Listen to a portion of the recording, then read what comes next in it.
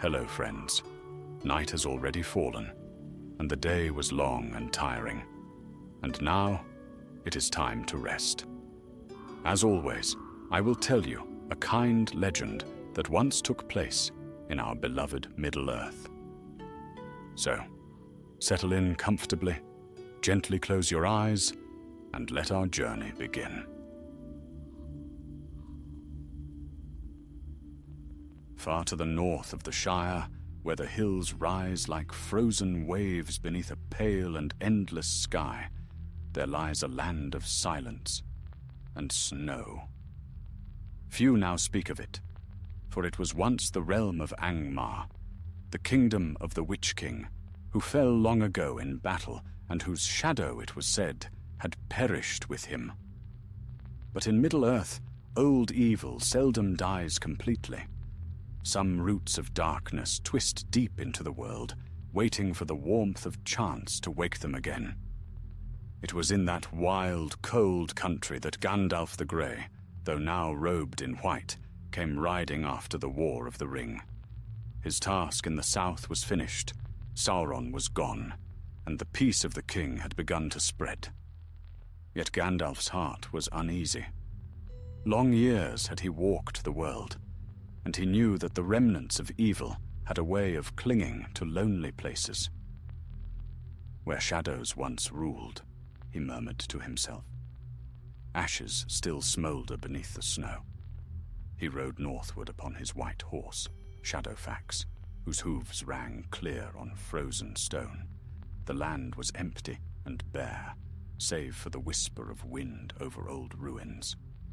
Once, towers had stood here, tall and proud, watchtowers of the North Kingdom, but they had fallen into heaps of grey stone and tangled thorn. The air was thin and sharp, carrying the scent of frost and old earth. For many days Gandalf travelled, finding no living thing save the cry of a hunting hawk or the dark shapes of birds wheeling far above. Yet even those watchers of the sky seemed strange to him. The ravens, black as pitch, with eyes like cold beads of glass, gathered in great numbers, more than the season could explain. They perched upon dead trees and broken battlements, watching his passage in silence. Once, as he camped beside a stream that ran sluggish beneath sheets of ice, a raven flew down upon a nearby rock. It was larger than most, its feathers gleaming with an oily sheen. It cocked its head and spoke, not in the clear, friendly tongue of the ravens of Erebor, whom Gandalf had known long ago, but in a low croak, half whisper, half hiss. "Go back, grey wanderer," it rasped. "These lands are no longer for your kind. The North remembers its king." Gandalf's brows furrowed, and his hand went to the staff that lay beside him. "The North has no king," he said quietly. "Its throne is dust, and its crown broken." The bird's eyes glittered. "A crown may be reforged. Blood remembers. Bone remembers. Even stone remembers." And before Gandalf could answer, the raven spread its wings and vanished into the dusk, leaving behind only a few black feathers that drifted down like burnt leaves. The wizard sat long beside his fire, thinking. Ravens had ever been messengers and watchers, some for good, some for ill. That they should speak again with such venom troubled him greatly. He remembered the tales of the dwarves, how the ravens of Erebor had once been noble creatures, friends and heralds of kings under the mountain. Yet these were not their kin. There was an ancient malice in them, something bound to the cold and to the ruins of Angmar. The next morning, he rose early and pressed northward. Clouds gathered thick and grey above the hills, and snow began to fall. Soon the path was lost beneath white drifts, and even Shadowfax's strength was tested by the climb. But Gandalf did not turn back. By nightfall, he reached the edge of a great hollow valley, surrounded by jagged peaks. There, through the whirling snow, he saw what seemed to be the remnants of a fortress, a vast ruin of black stone, half buried in ice. The walls were shattered, the towers toppled, yet an uneasy power seemed to linger in the air. It was Dum, once the seat of the Witch King himself. A cold wind rose from the valley, carrying with it a sound faint as distant thunder. Or wings. 1,000 ravens circled above the ruin, their cries harsh and wild, echoing among the cliffs like the laughter of ghosts. Gandalf drew his cloak tight and spoke softly, as if to the wind itself. "So here is where you hide, old shadow. The world is healed, yet still you fester beneath the snow. Very well. I shall see what roots of evil remain." He guided Shadowfax down the broken path that led into the valley. The horse trembled and snorted, for the ground was strewn with bones, long whitened by frost. Not only men had perished here, orcs, wargs, and creatures unclean lay mixed together in death, remnants of that long war which had broken the North Kingdom. Gandalf dismounted and walked among the ruins. His staff shone faintly, casting a pale light over the stones.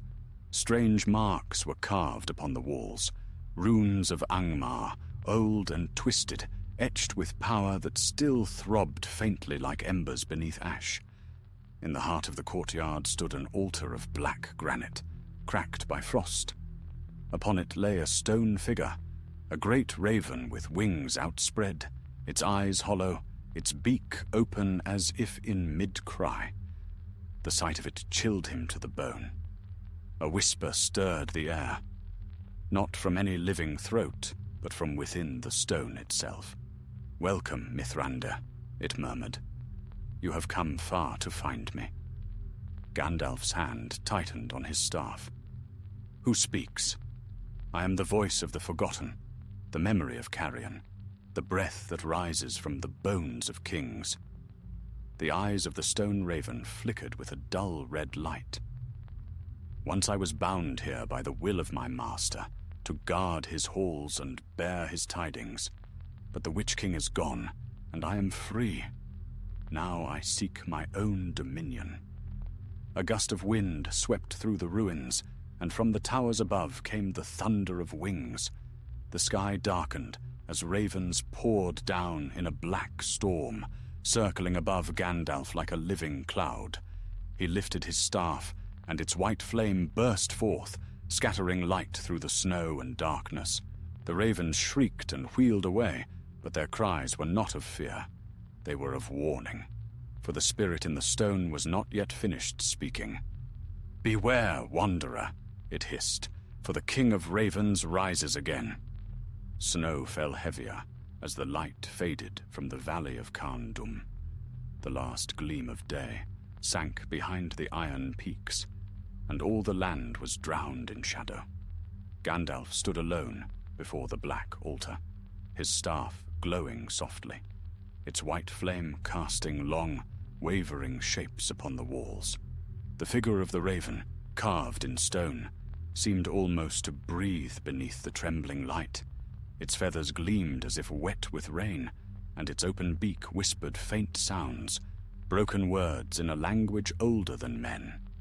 "Ravanan," the voice murmured from within the stone. "They called me Ravanan, Lord of the Carrion. Once I was a servant, a shadow in the hand of the Witch King. But he is gone, and I remain.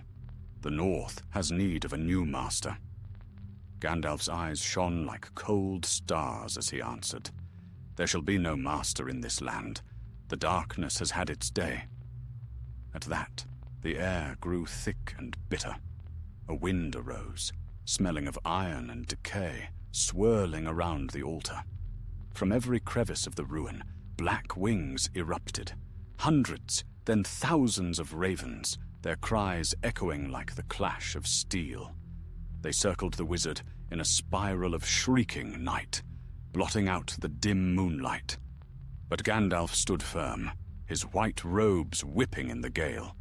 He raised his staff and spoke in a voice that rolled like thunder across the frozen hills. "Begone! The servants of Shadow have no dominion here." A burst of light leapt from the staff, bright as lightning. The nearest ravens shrieked and fell, dissolving into black smoke that vanished upon the wind. Yet others came still, drawn by the power that pulsed beneath the earth. Their wings beat in unison, forming a storm that darkened the sky. Then, amid the tumult, the voice of Ravanan deepened, echoing through the ruins as though the very stones were speaking. You cannot drive away the wind, Old One. It is in every breath, every hollow bone. Long have I watched from the shadows, waiting for my time. When the Witch King fell, his spirit broke into many fragments.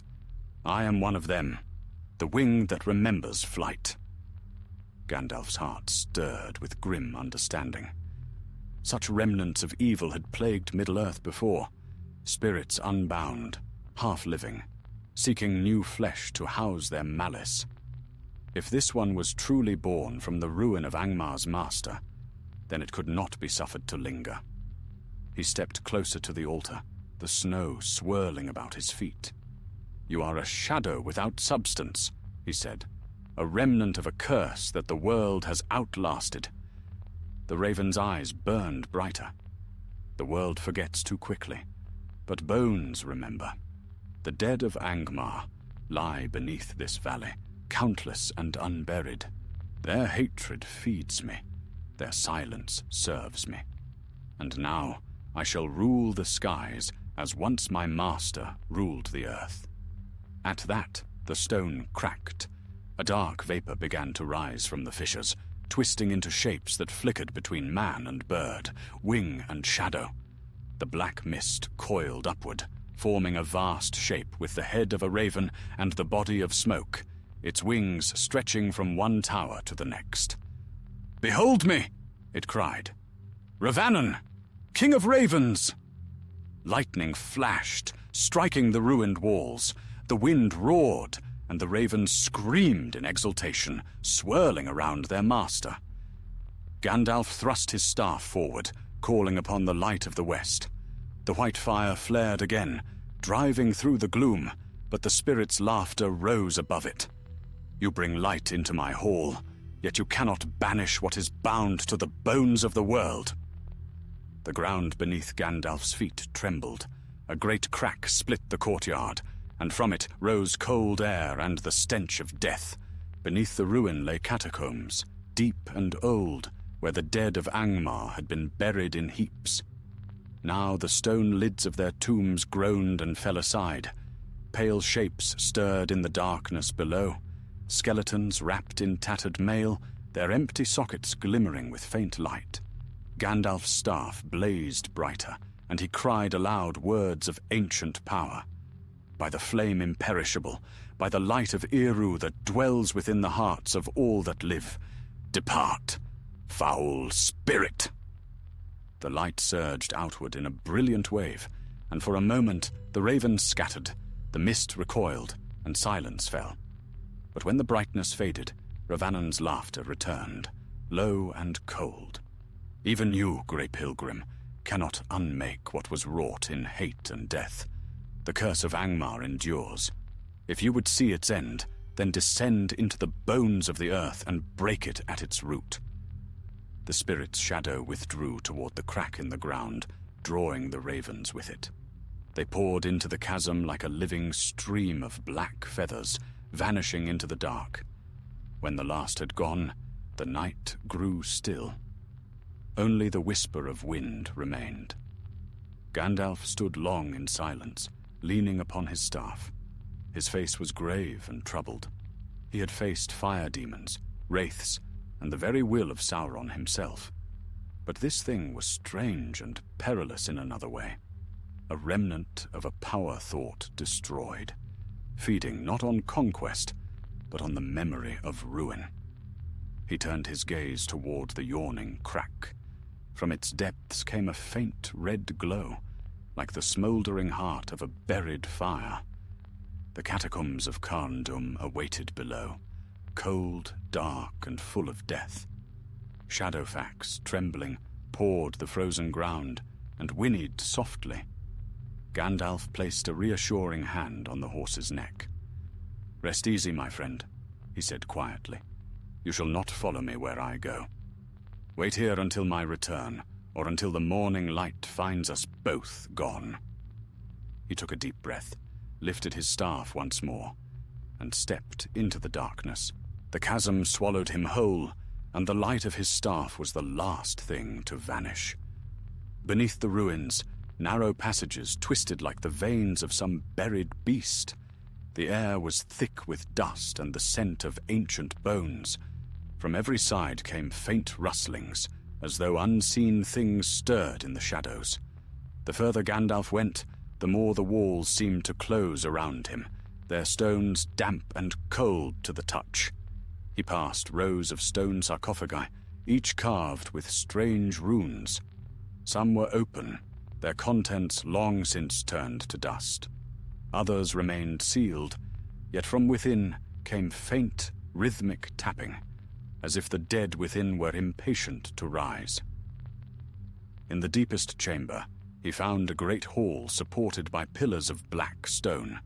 In its center stood a throne, toppled and broken. Behind it, upon the wall, loomed another carving of a raven, larger and more lifelike than the one above. Its eyes were empty sockets, yet Gandalf felt them watching. Then came the whisper, faint but clear. "You have come far, Grey Wanderer. Will you break the curse, or will you join the dead who dream beneath my wings?" Gandalf raised his staff, and its light shone upon the carving. "I will do neither," he said.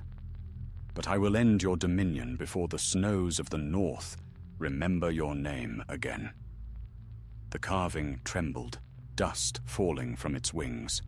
From the cracks in the floor, black feathers began to rise, swirling in slow circles around him. The spirit was gathering its strength once more. And in that cold, echoing darkness, Gandalf prepared for a battle, not of flesh, but of will. The struggle for the very soul of the North. The air deep within Carndom was heavy with an ancient dread, as if the stones themselves remembered the screams of the fallen. Gandalf's staff glimmered softly, casting pale light over the black pillars and broken tombs. Shadows clung to the edges of his vision, moving when he did not look upon them directly. The silence was so complete that the echo of his steps seemed like the voice of another walking behind him. The wizard paused at the threshold of the great chamber, his keen eyes sweeping across the ruin. The throne that once bore the Witch King's dark majesty lay in fragments, its iron crown twisted among the rubble. Before it spread a long stair descending into still deeper blackness. From those depths came a slow, rhythmic sound, the beating of wings too vast to be real, pulsing like a heart beneath the earth. "So your roots go deeper than stone," Gandalf murmured. "Then I must follow them to their end." He began his descent.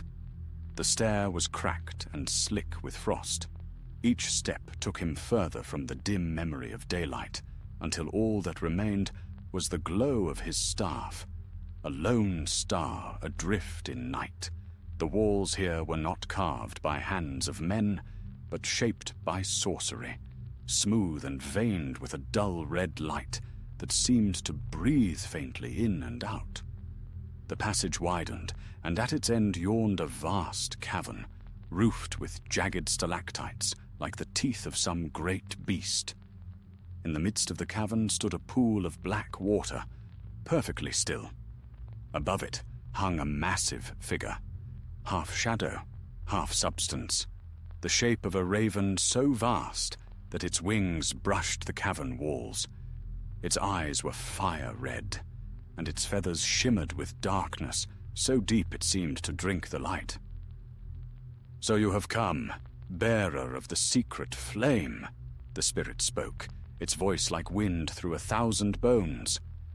"You walk where the living do not belong. The world above has forgotten the wrath of Angmar, but I shall remind it." Gandalf's gaze was steady. "You are but a shard of that wrath, a memory given form by malice. You have no place in the new age." The shadow laughed, and its wings stirred the air in great gusts that rippled across the pool. New age? Fool.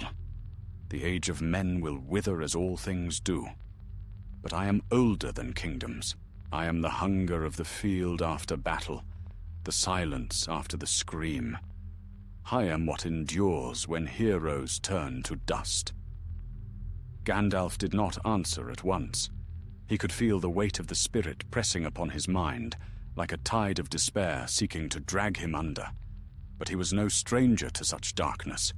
He straightened, and his staff blazed brighter, a spear of white light thrust into the black.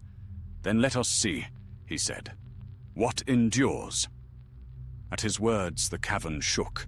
The pool boiled and frothed, and from it rose twisted figures, warriors of Angmar long dead, their mail rusted, their eyes hollow flames. They clutched broken swords and axes, yet moved with the terrible precision of puppets, bound to a single will. "Kill the intruder," Ravanan commanded, his voice echoing through every corner of the hall. "Feed him to the dark." The wraiths advanced. Gandalf lifted his staff high, and from its tip streamed white fire. It blazed like the dawn breaking over the mountains, and the dead fell back before it. The wizard strode forward, his robes billowing in the sudden wind of his power. His voice rang out, clear and fierce. "Ellen Sila Lumen, Omentielvo." The light of the stars still shines where shadow fails. The first of the wraiths crumbled to ash as the fire touched it. The second turned its blade aside, shrieking, and fled into the gloom. But more came behind, endless and relentless. Gandalf swung his staff in an arc, striking the ground. A ring of light burst outward, scattering the foes nearest him. Still, he could feel his strength being tested. The cavern itself seemed alive with hatred, feeding the dead with power drawn from the very stones. He could not simply destroy them all by force. This was no battle of weapons. It was a contest of wills, and the true source of the curse lay deeper still. The wizard's keen eyes caught a glimmer beneath the pool, something that pulsed faintly. Like a heart, he understood then. The idol of Ravanan, the stone form he had seen above, was but a vessel. The true essence of the spirit was bound to this crystal buried below, feeding upon the despair of the buried dead. "Ah," Gandalf whispered, "so that is your anchor." He raised his staff again, this time not in attack but in invocation. His voice changed, rising in words of the Valar, ancient and strong, echoing from his lips like the peal of silver trumpets. The light from his staff sank downward, piercing the dark waters, reaching for the glowing heart beneath. Ravanan screamed. The cavern shook, the stalactites raining dust and shards of stone. "No, you will not unbind me. I am death's promise, and I shall not fade." The great raven shape swooped down, wings spreading wide, talons like spears. The wind of its descent nearly threw Gandalf to his knees, but he held fast, his cloak snapping in the storm. The shadow struck, and met the full brilliance of the wizard's light. For an instant, the darkness was split, and in that blinding moment, Gandalf saw the spirit's true form. Not a mighty king of birds, but a tattered wraith bound in chains of its own making, eyes full of endless hunger. "You are bound by your own fear," Gandalf said, voice ringing like the toll of a bell. "Your wings are not flight, but fetters. Be free then, but be gone." He brought his staff down upon the stone floor. The light that burst forth was pure and blinding, searing through every shadow. The crystal heart beneath the pool cracked with a sound like thunder. The cavern filled with a roar as if the earth itself cried out. Ravanan shrieked once more, a sound of fury and despair mingled, and then the shape exploded into a storm of ravens that scattered in every direction. Their cries faded into the distance until only silence remained. The black pool stilled, Now nothing but water, clear as glass. Gandalf stood gasping, leaning on his staff.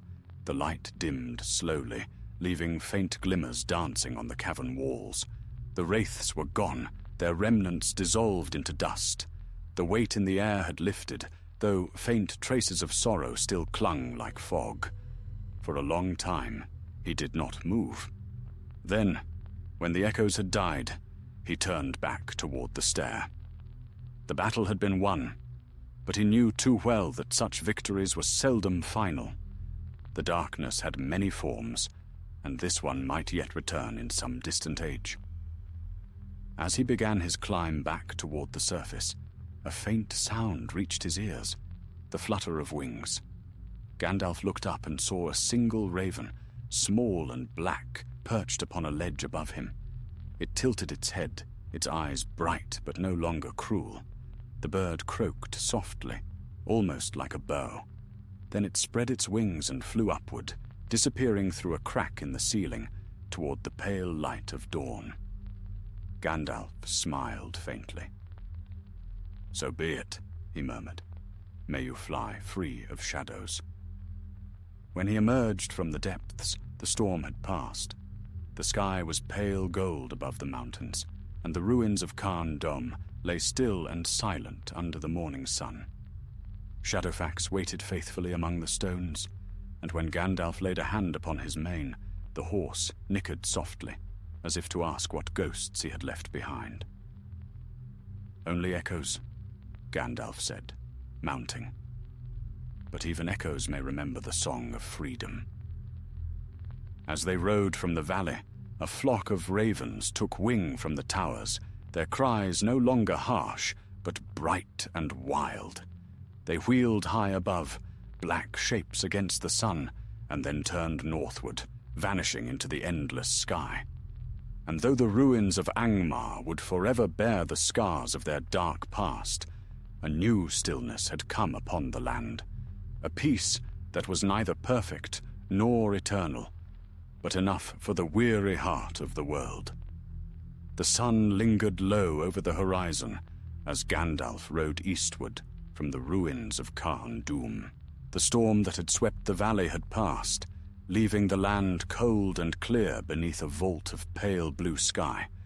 The snow shone like silver fire upon the hills, and the wind carried the sharp scent of frost and pine. Yet though all seemed still and cleansed, the wizard's heart was not entirely at ease. Shadowfax's hooves rang upon the frozen ground, swift and tireless, but Gandalf's gaze often turned to the sky. Above them flew ravens, scores of them, black dots gliding upon the currents of air. They did not follow him closely, nor cry in warning as before, but kept their distance, circling high. It was as if they were uncertain, seeking some new purpose after the fall of their dark master. For 3 days they shadowed him. Sometimes they vanished into cloud and snow, only to return at dawn. Gandalf felt no malice in their flight, yet something restless stirred in them, a remnant of the power that had bound their spirits to Ravanorn's will. "Fly where you will," he murmured one evening as he camped beside a frozen stream. "Your chains are broken, but freedom is a heavy gift to bear."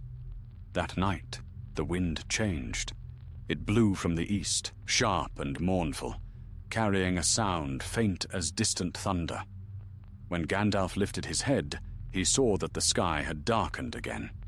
The moon hung low, veiled by swift-moving clouds, and far off, a single raven perched upon a high stone.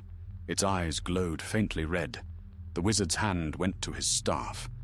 "So," he said softly, "you still linger, shadow of the shadow. You could not wholly flee, could you?" The bird gave no cry, yet Gandalf felt the stir of a presence, thin, stretched, but still alive. A whisper drifted through the wind, faint as breath upon glass. "King of Ravens," it said. "That name was not yours to give." Then the bird took flight, vanishing into the darkness. At dawn, Gandalf rose and pressed onward. He passed through the broken highlands, where once the armies of Angmar had marched, their bones long since buried beneath snow and silence. He crossed narrow passes where the wind howled like lost voices, and descended at last into the wild country that bordered the grey mountains. Here the land softened. Pines rose thick and green, their needles whispering. The air grew warmer, touched with the scent of wood smoke from distant hearths. Gandalf found the path that led toward the dwarven halls of the east, and by evening he saw the faint glimmer of firelight upon the horizon. He came to a small settlement, nestled in a hollow between two ridges, a place of men who traded furs and iron with the dwarves of Erebor. The folk there greeted him warily at first, for wanderers were few in those parts. But when they saw the white staff and the wisdom in his eyes, their caution turned to reverence. "Stay, old master," said the headman, a broad-shouldered man named Durnik. "The wind from the north grows strange these nights. Birds fly in flocks like storms, and the beasts flee from the woods. If you bring tidings, we would hear them." "I bring only myself," Gandalf answered with a faint smile. "But the winds indeed carry memories of darker days. Tell me, have these ravens troubled you?" At that, Durnik nodded grimly. "They come by the hundreds, circling above the village at dusk. Not a one utters a sound. Some say it's an omen, others that they wait for something or someone." Gandalf's eyes gleamed. Ravens have long memories. Perhaps they remember too much. He stayed that night among the villagers. They offered him mead and bread, and though he ate little, his presence seemed to warm their hearts. As the fire burned low, he sat beside it, his thoughts wandering. Outside the wind moaned, and the sound of wings passed overhead, slow, deliberate, like the beating of a single, vast heart. Before dawn, Gandalf stepped outside. The air was clear and bitter, the stars bright and cold. Above the village, the ravens wheeled silently, dark against the paling sky. Then one descended, a great black bird with a scar across its breast. It landed before him, tilting its head. "Do you come in peace?" Gandalf asked quietly. The raven did not answer. Instead, it hopped closer and dropped something at his feet, a fragment of dark stone, small and sharp-edged, faintly pulsing with a red glow. Gandalf knelt and picked it up. The light within flickered weakly, like the last ember of a dying fire. He felt a chill run through his fingers. This was no ordinary stone. It was a remnant of Ravannan's heart, a shard of the spirit's power that had not been unmade. "So that is what calls you still," he said softly. "The curse is not yet ended." The raven cawed once, a raw, broken sound, and then took flight, disappearing into the dawn. When Gandalf turned, he saw Durnik standing at the doorway, wrapped in furs. "What was it?" the man asked. "Only a memory," Gandalf replied, "but one that must be set to rest, or it may yet wake again." He placed the stone within a pouch at his side and returned to the fire. All that day, he pondered how such a fragment could still hold power. The spirit had been shattered, yes, but some portion of its will had escaped destruction. It lingered in the sky, in the minds of the ravens that had served it. Unless it was wholly purged, the curse might one day grow strong once more. At sunset, Gandalf rose. "My road leads east," he told Durnik. "If the ravens come again, do not fear them. Their fate is bound to mine, and I shall see their freedom made complete." The villagers watched as he mounted Shadowfax and rode away, his figure dwindling to a pale spark among the trees. The days that followed were strange. At times, Gandalf would find ravens perched along the cliffs, watching him in silence. Once he came upon a field where hundreds lay dead, as if struck down by unseen force, and yet, in the evenings, when he kindled his fire, he would see others circling far above, still following, still bound to his path. On the 7th night, he reached the edge of a great forest. There he made camp beneath ancient oaks, whose roots tangled like serpents and whose branches whispered in the wind. The air was heavy with the scent of moss and earth. As he sat beside the fire, he drew forth the shard of dark stone. It pulsed faintly in his hand, as though it still possessed breath. Gandalf studied it, then murmured words too soft for any mortal ear. The flame of the fire bent toward him, and in its light the stone's glow flared brighter. Then came a whisper, not from the air, but from within his mind. "You cannot unmake me, Grey Pilgrim. I live in wing and wind, in the hunger of all that flies. Even now, they wait for my call." Gandalf's jaw tightened. "No, Spirit. Your wings are clipped. You are scattered to the winds, and I shall see you scattered further still." He cast the stone into the fire. The flames leapt high, white and fierce. For a moment, the forest was filled with the shrieks of 1,000 ravens, echoing through the dark. Then all was silent. The fire sank low, and the shard was gone. Only a trace of ash remained. The wizard sighed and leaned upon his staff. "Rest now," he said softly. "The north shall sleep in peace." High above, unseen in the darkness, a few ravens circled once more. But their flight was easy, their cries sharp and free. They turned toward the mountains and vanished into the dawn. Gandalf watched them go, a faint smile upon his lips. "Farewell, children of the wind," he murmured. "The shadow that named you king is no more. Fly then. Fly for yourselves." And as the sun rose over the eastern hills, gilding the world with new light, the last traces of the curse of Khan-Dûm faded like smoke upon the morning air. The snows of the north lay far behind when Gandalf reached the foothills of the Grey Mountains. The cold had gentled, and spring crept shyly over the land. Hills once locked in ice now bore the first hints of green. Brooks laughed where once they had groaned beneath frost. Yet even in that season of renewal, the wizard felt a weight upon the wind, a quiet unease, as though the world itself held its breath.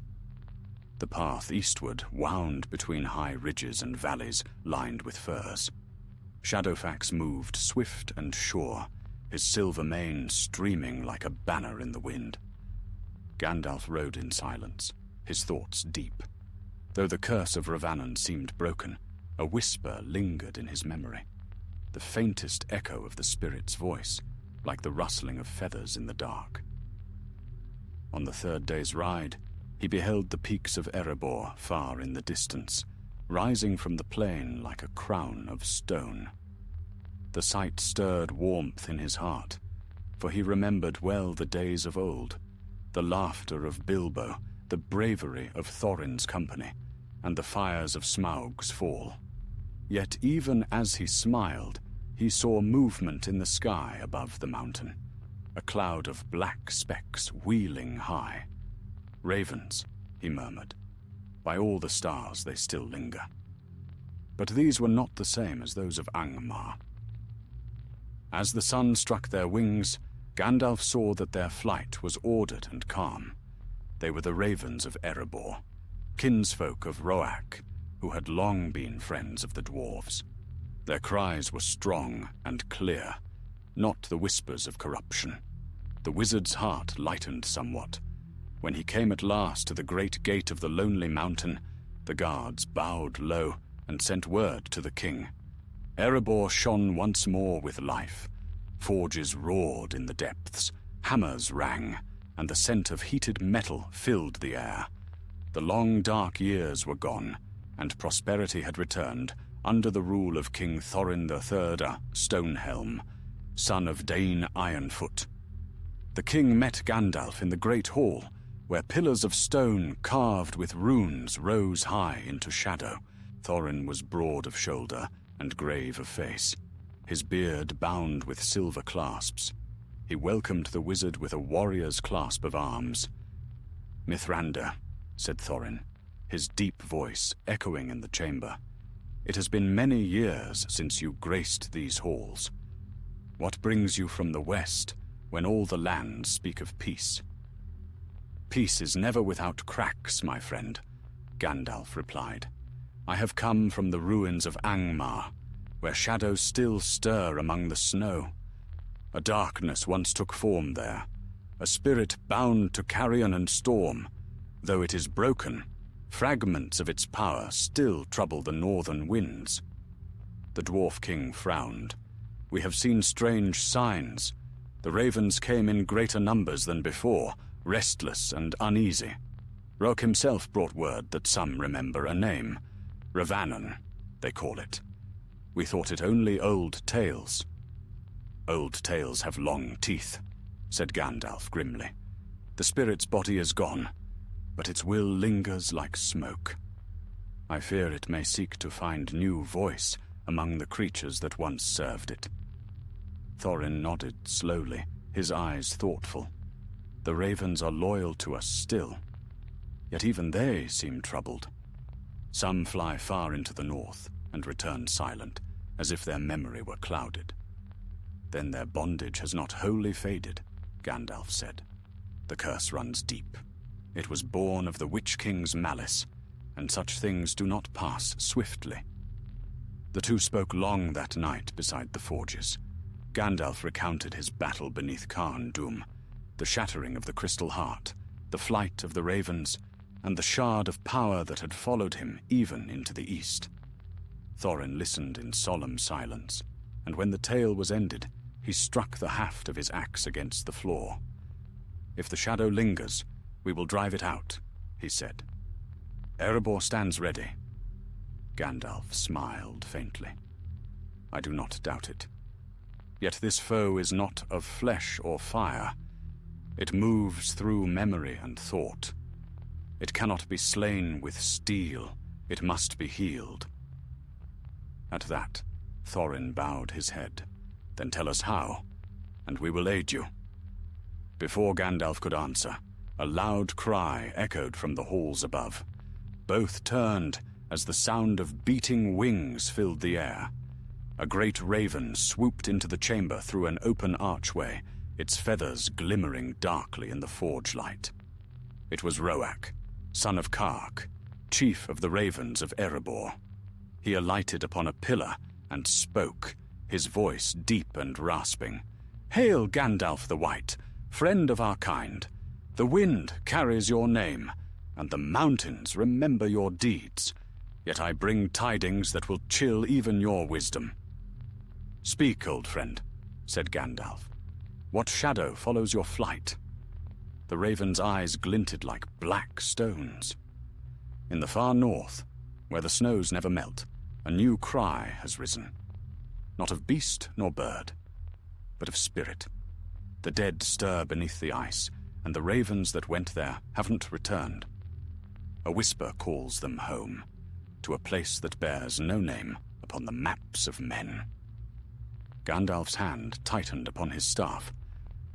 "So it stirs again." Roak bowed his head. "We know not what it is, save that it speaks with the echo of the old tongue of Angmar. It calls itself He Who Waits Beneath the Wing." Thorin's brow darkened. "And what does it seek?" The raven's voice dropped low. "It calls for the King of Ravens." For a long moment, there was only the sound of the forge fire breathing.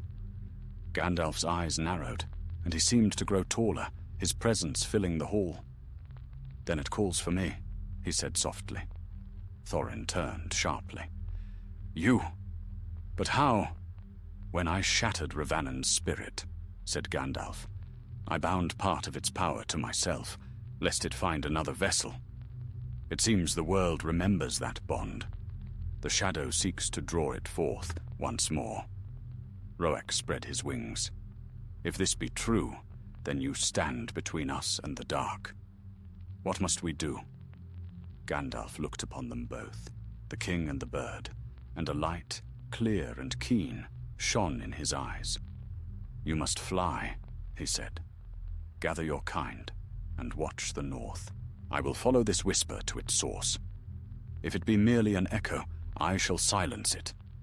But if another will has risen to claim the shadow of Angmar, then I must face it before it spreads anew." The dwarf king rose. "Then you will not go alone. My axe is yours." Gandalf shook his head. "This road is not one that steel may tread. I go where no hammer may strike, nor wall may stand. But fear not, your realm is safe. The time of great wars is past. Only the remnants of old darkness remain, and I will see them laid to rest." Thorin bowed solemnly. "Then may the fire of the mountain guard your path." When dawn came, Gandalf stood upon the high terrace of Erebor, looking north. The wind tugged at his cloak, carrying with it the cries of countless ravens rising into the cold air. They streamed toward the horizon like a river of black wings, swift and sure.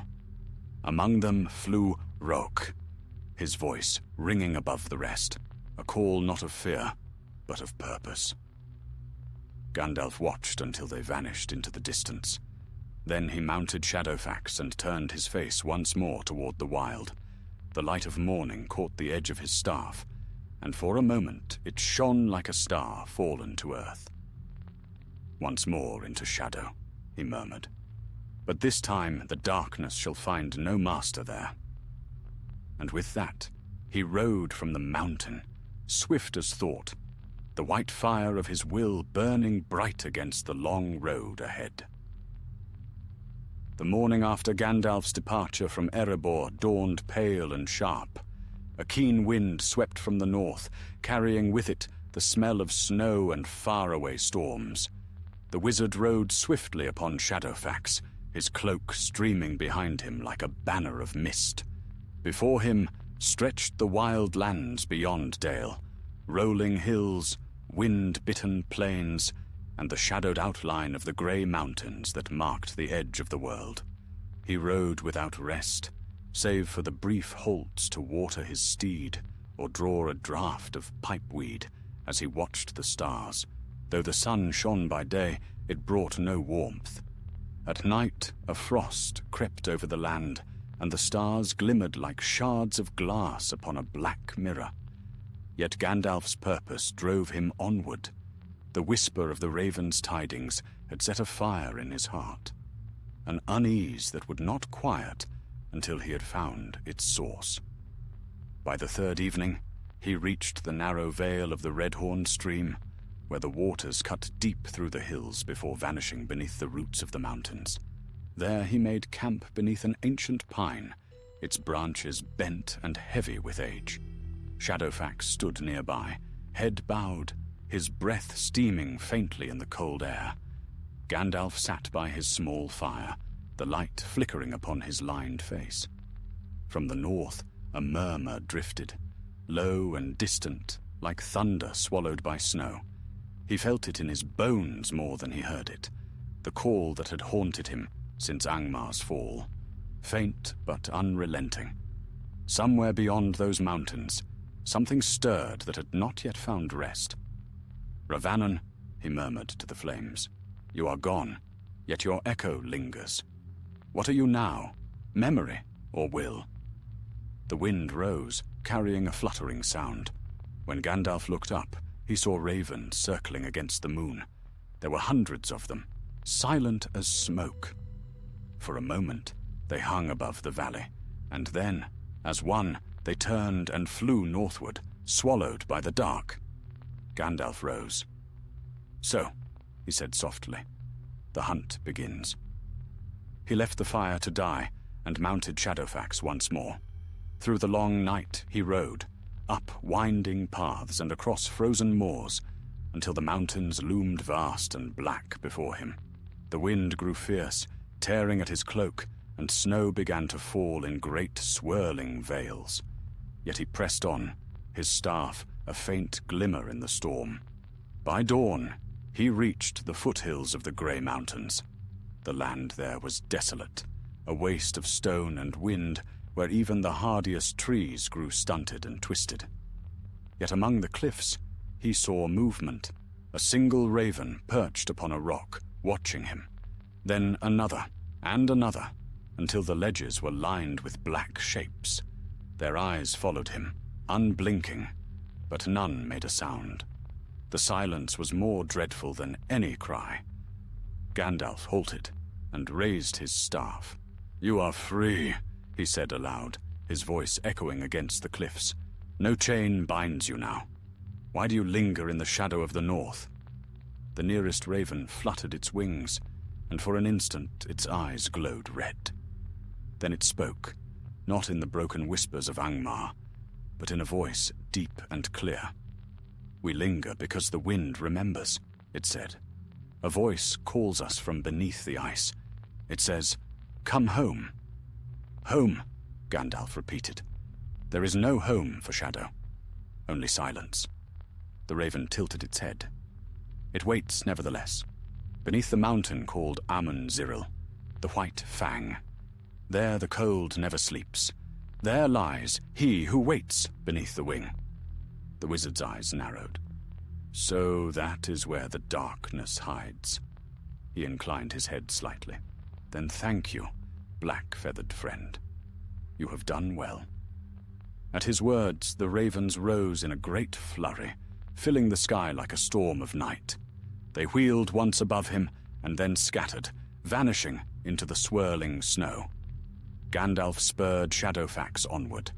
The climb grew steeper as he ascended the pass. Rocks jutted like teeth, and the wind howled between them with a voice that seemed almost alive.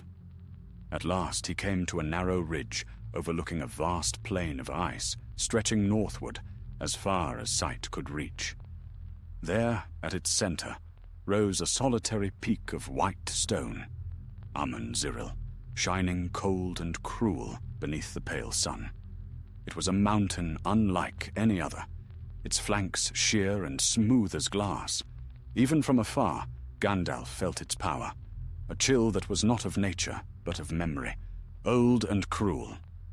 He guided Shadowfax down the slope and across the plain, his breath frosting the air. The snow was deep, yet the horse moved unhesitating, guided by his master's will. As they neared the base of the mountain, the air grew still. Not a sound stirred, not of bird, nor wind, nor the crack of ice. All was silent as the grave. Gandalf dismounted, his boots crunching softly on the frozen crust. Before him yawned a dark cleft in the rock, wide enough for a man to walk upright. From within came a faint red light, pulsing like a heartbeat. He touched Shadowfax's mane. "Wait for me, my friend," he said quietly. "If I do not return by dawn, ride south and bear word to Erebor." The horse whinnied softly, unwilling to let him go, but Gandalf only smiled. "Do not fear. I have walked darker roads than this." With that, he took up his staff and entered the mountain. The passage was narrow and steep, the walls slick with frost. As he descended, the red glow brightened, throwing strange shadows that danced like living things. The air was cold, yet beneath the cold was another presence, watchful, waiting. After a long descent, the tunnel opened into a cavern vast and high, its roof lost in darkness. In the center stood a great column of ice, clear as crystal, and within it something moved, a shadow shaped like a man, yet vast and formless. Its wings were spread wide, frozen in mid-beat, and its head was bowed as though in sleep. Gandalf approached slowly. The light of his staff fell upon the ice, and within it he saw a face, ancient, cruel, and sorrowful. Eyes like dying embers flickered open.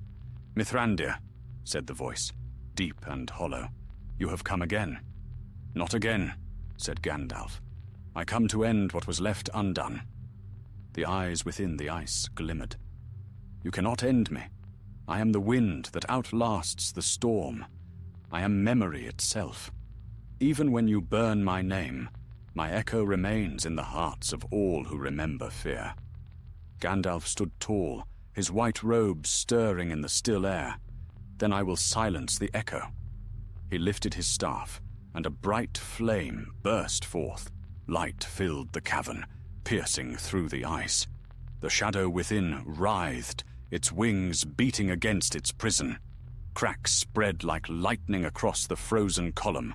"You cannot unmake what is bound to the bones of the world," it cried. "You would burn yourself before burning me." "Then let the fire take us both," said Gandalf, and thrust his staff against the ice. The explosion of light that followed was terrible to behold. The mountain shuddered, and the ice burst apart in a storm of shards and flame. The shadow screamed, rising in a whirlwind of wings and darkness, but Gandalf's light blazed brighter still, swallowing the darkness whole. When at last the noise faded, the cavern lay still. The ice was gone, melted into clear water that ran in rivulets across the stone. Gandalf knelt upon the ground, his staff dim, his face pale and weary. Yet when he looked up, the air was clear. The red glow extinguished, the darkness fled. From far above came a sound, the beating of wings, but light and free. A single raven flew down into the cavern, its feathers glinting silver in the faint light. It perched upon a rock beside him and croaked softly. "Is it done?" Gandalf asked. The raven tilted its head, as if in answer, and flew upward, vanishing toward the light that now broke faintly through a crack in the roof. Gandalf rose slowly, leaning on his staff. "Yes," he said at last, his voice weary but sure. "It is done." He made his way back toward the surface. When he emerged once more into the night, the first pale glimmer of dawn was touching the sky. The wind stirred gently over the snow, carrying the cries of ravens flying east, free at last from every shadow. And Gandalf, the king of ravens, stood upon the threshold of the mountain, watching them go until the light of morning touched his face. The wind was soft upon the dawn, and pale light spilled over the desolate plain like silver milk. Gandalf stood upon the threshold of Ziril, his white staff planted in the snow.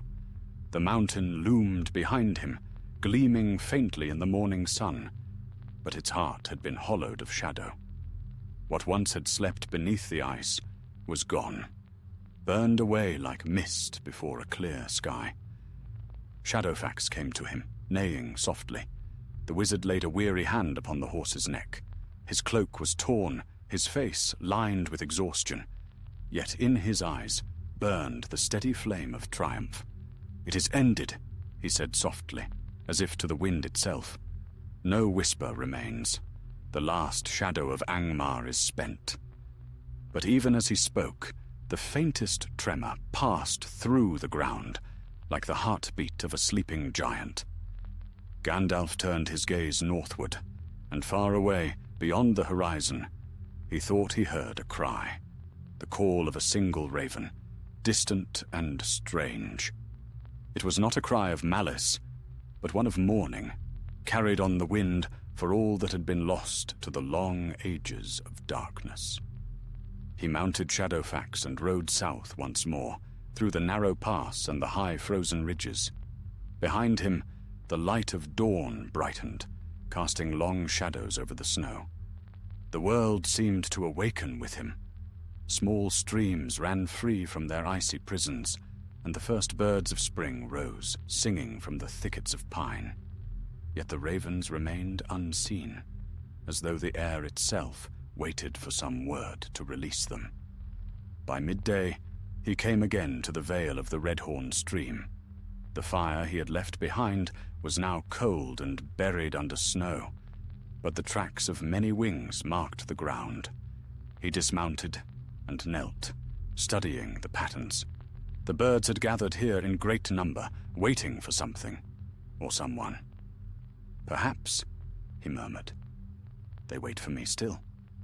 Lifting his staff, he spoke softly into the wind, not in any tongue of men, but in the language of the old world, the speech that the Valar used when they called life into the first of birds. The sound was like the sigh of the sea mingled with the whisper of leaves. For a long moment, there was no answer. Then, from the north, a dark line appeared against the pale sky. It grew swiftly, spreading until the heavens were filled with wings. The ravens had come, thousands upon thousands of them, their feathers glinting in the sunlight. They circled above the vale, their cries mingling in a thunderous chorus that echoed from the cliffs. Shadowfax shied and stamped, but Gandalf stood firm, his white hair streaming in the wind. The air was thick with movement, yet he felt no fear. He raised his staff, and the noise quieted until only the sound of the wind remained. "My friends," he called, his voice carrying far, "the darkness that bound you is broken. The King of Ravens is no more, for there was never truly such a king, only a shadow that fed on your freedom. You are children of the wind, born to the open sky. Fly now where you will, and remember no master but the sun." For a heartbeat, all was still. Then a single raven swooped low, passing before him. It gave a sharp cry, clear and pure, and the others answered as one. The sky erupted with sound and motion. The flocks broke apart, some turning south, others east and west, scattering like seeds upon the wind. The air shimmered with the beating of wings, and the light of the sun caught their flight like a storm of black fire. Gandalf lowered his staff, a faint smile touching his lips. "So ends the reign of shadow," he said, "and so begins the memory of light." He rode on, following the course of the Redhorn stream until it joined the greater rivers flowing toward Dale. The land grew gentler with every mile, the harsh edges of the mountains softening into hills of green. Deer moved shyly through the thawing meadows, and the air carried the scent of spring. It was as though the world, long held in winter's grasp, had found its courage to breathe again. By the second evening, Gandalf reached the outskirts of Dale. The town shone warm and bright beneath the lonely mountain, its towers and bridges gilded by the setting sun.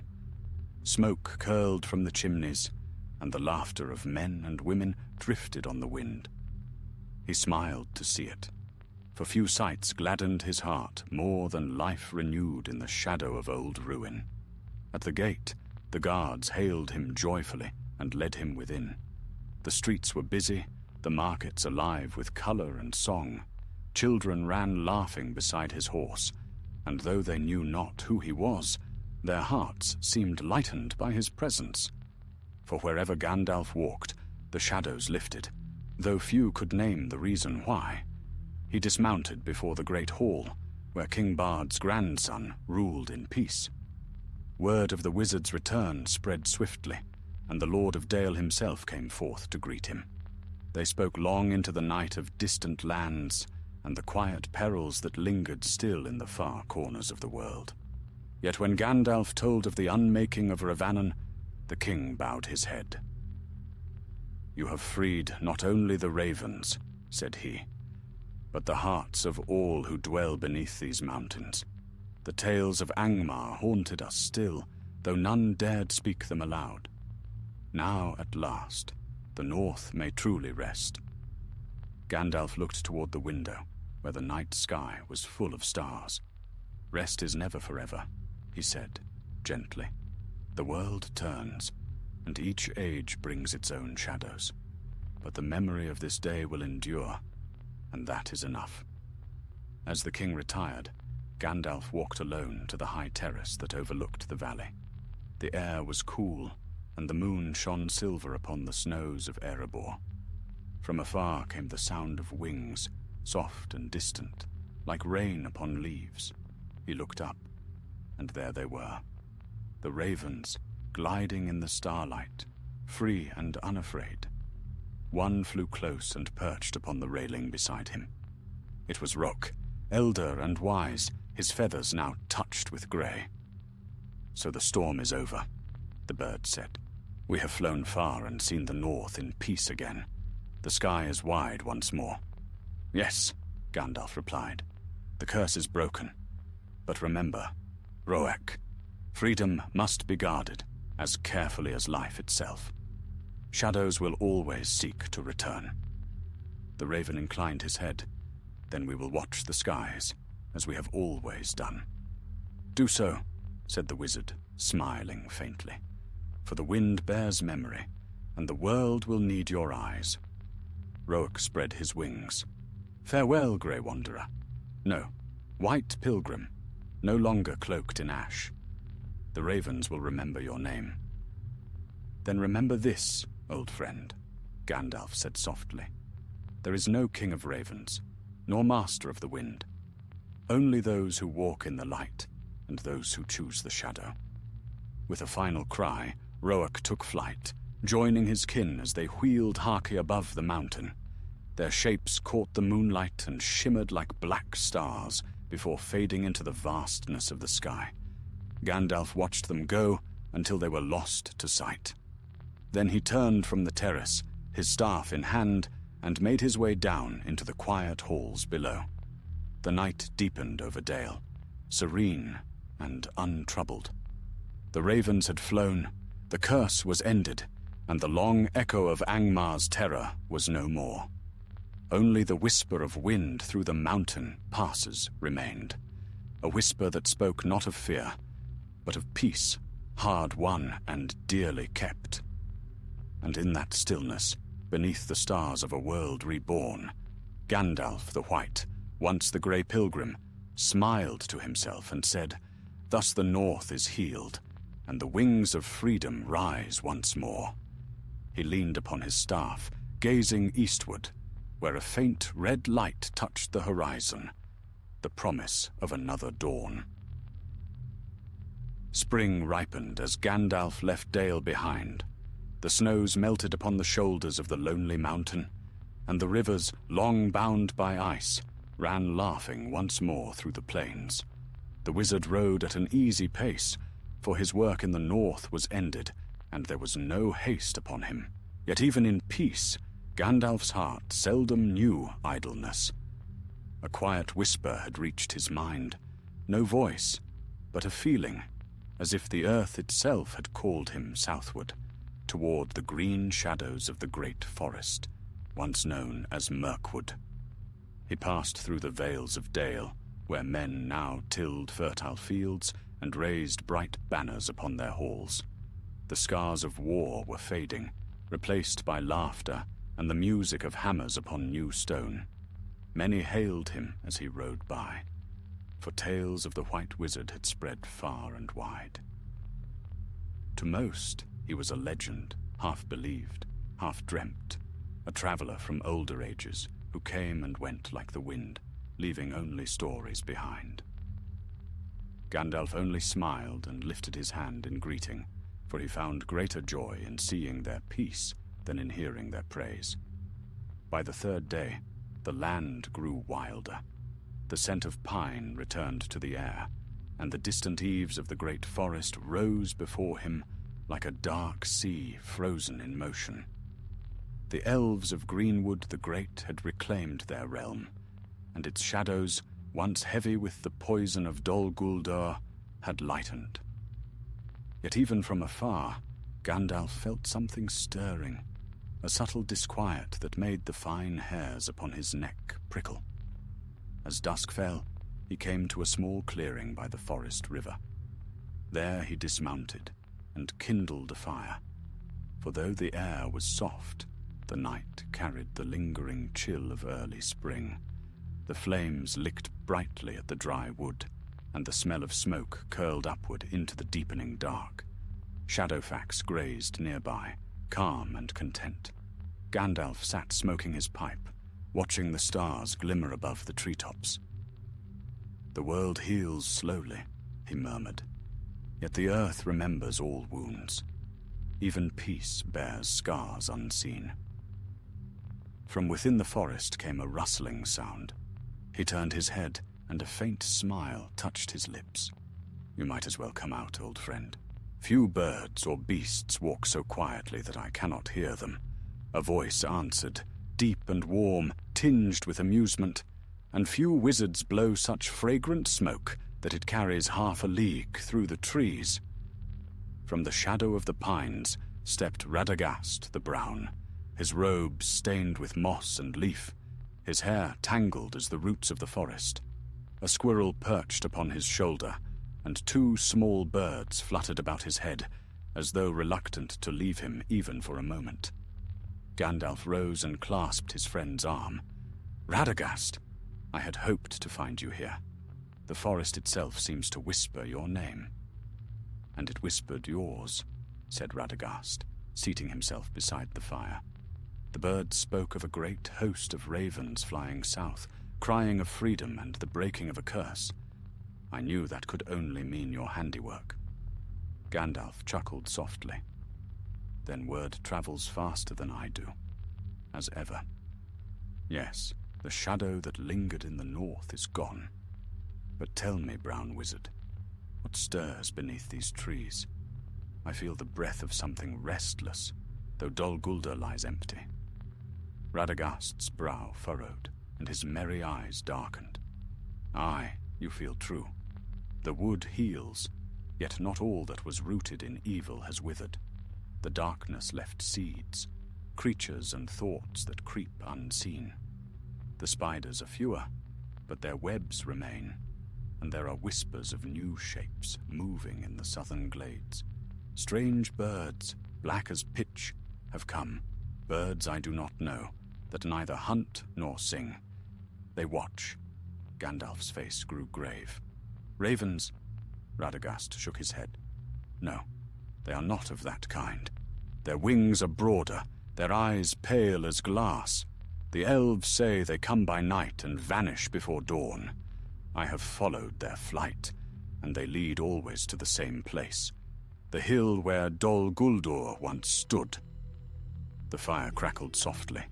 Gandalf drew upon his pipe, then let the smoke curl from his lips like the ghosts of forgotten dreams. "So even ruin remembers its master," he said. "Perhaps these birds are drawn by the residue of the Witch King's power, or by the emptiness that calls for a new tenant." Radagast glanced at him sharply. "You think this shadow of Angmar could have sown other seeds?" "Perhaps not of itself," Gandalf said slowly, "but evil seldom dies wholly. The will that was once bound in Revannon may have left fragments, faint memories seeking form, and if so, they will seek dark places to take root." The Brown Wizard leaned forward, his voice low. "Then we must act before they awaken. I have kept watch over this forest for long years, but my eyes are not keen as they once were. The beasts speak in riddles, and even the trees seem uneasy. Will you go with me to the ruins?" Gandalf nodded. "Aye. If a shadow stirs there, we will find it." They set out before dawn. The forest swallowed them quickly, its towering trees shutting out the light. The air grew cool and heavy, filled with the scent of moss and the distant sound of running water. They walked in silence, save for the quiet whisper of their robes upon the earth. Birds called overhead, though their songs were few and cautious. As they drew nearer to the southern reaches, the woods thickened. The light dimmed to a green twilight, and webs hung between the branches like threads of silver. The ground was soft and cold beneath their boots. At last, they came to a clearing where no grass grew. There, upon a bare mound of stone and root, lay the ruins of Dol Guldur, its walls blackened and broken, its towers long since fallen. Only the foundations remained, half buried in the earth, yet a chill clung to the place. Radagast paused, shivering. "It feels colder here, though the sun is high." Gandalf said nothing. He stepped forward and laid a hand upon one of the stones. A faint tremor passed through his fingers, like a heartbeat. faint but steady. "It still remembers," he murmured. "Sauron's will was mighty. His malice has soaked into the earth. It will take ages yet to fade."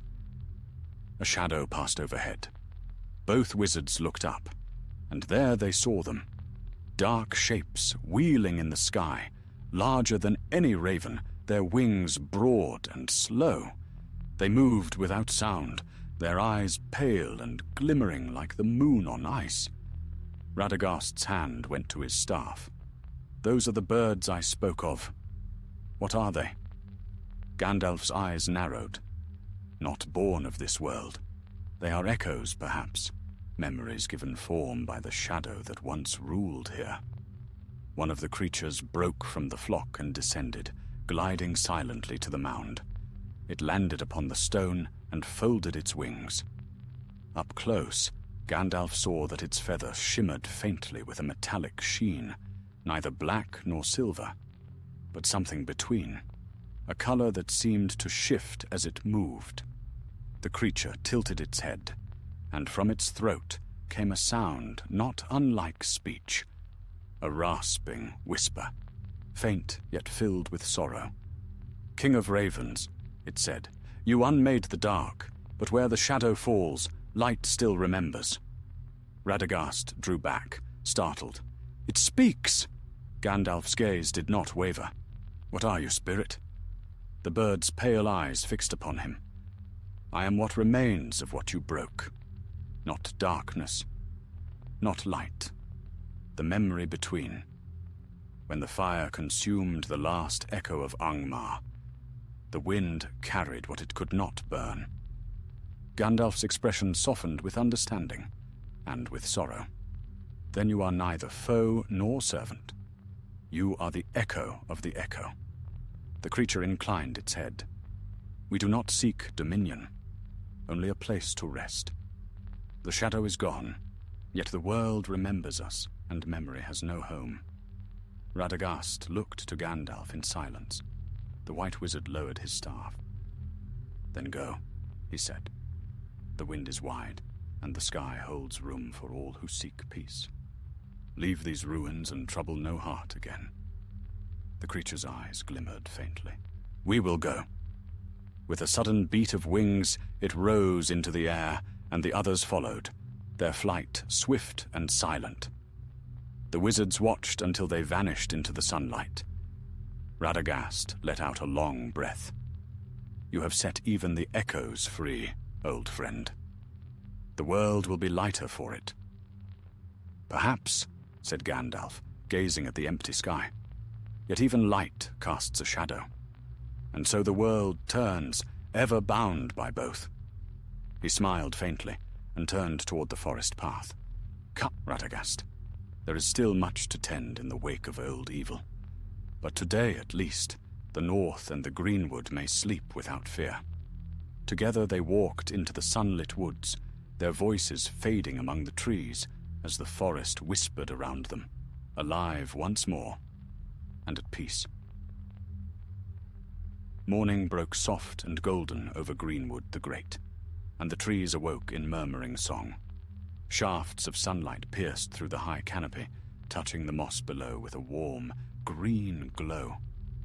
The forest breathed again, alive, unstained, and free from the whisper of dread that had long haunted its roots. Gandalf and Radagast walked together beneath that living roof, the scent of pine and wildflowers heavy in the air. For the first time in many days, the land felt whole. The birds that once hid in silence now sang freely, their voices weaving through the leaves. Squirrels leapt from bough to bough, and small streams ran clear between the roots. Yet Gandalf's heart, though lightened, carried still a faint weight, a memory that would not fade. Radagast, walking beside him, spoke softly. "Strange are the ways of the world.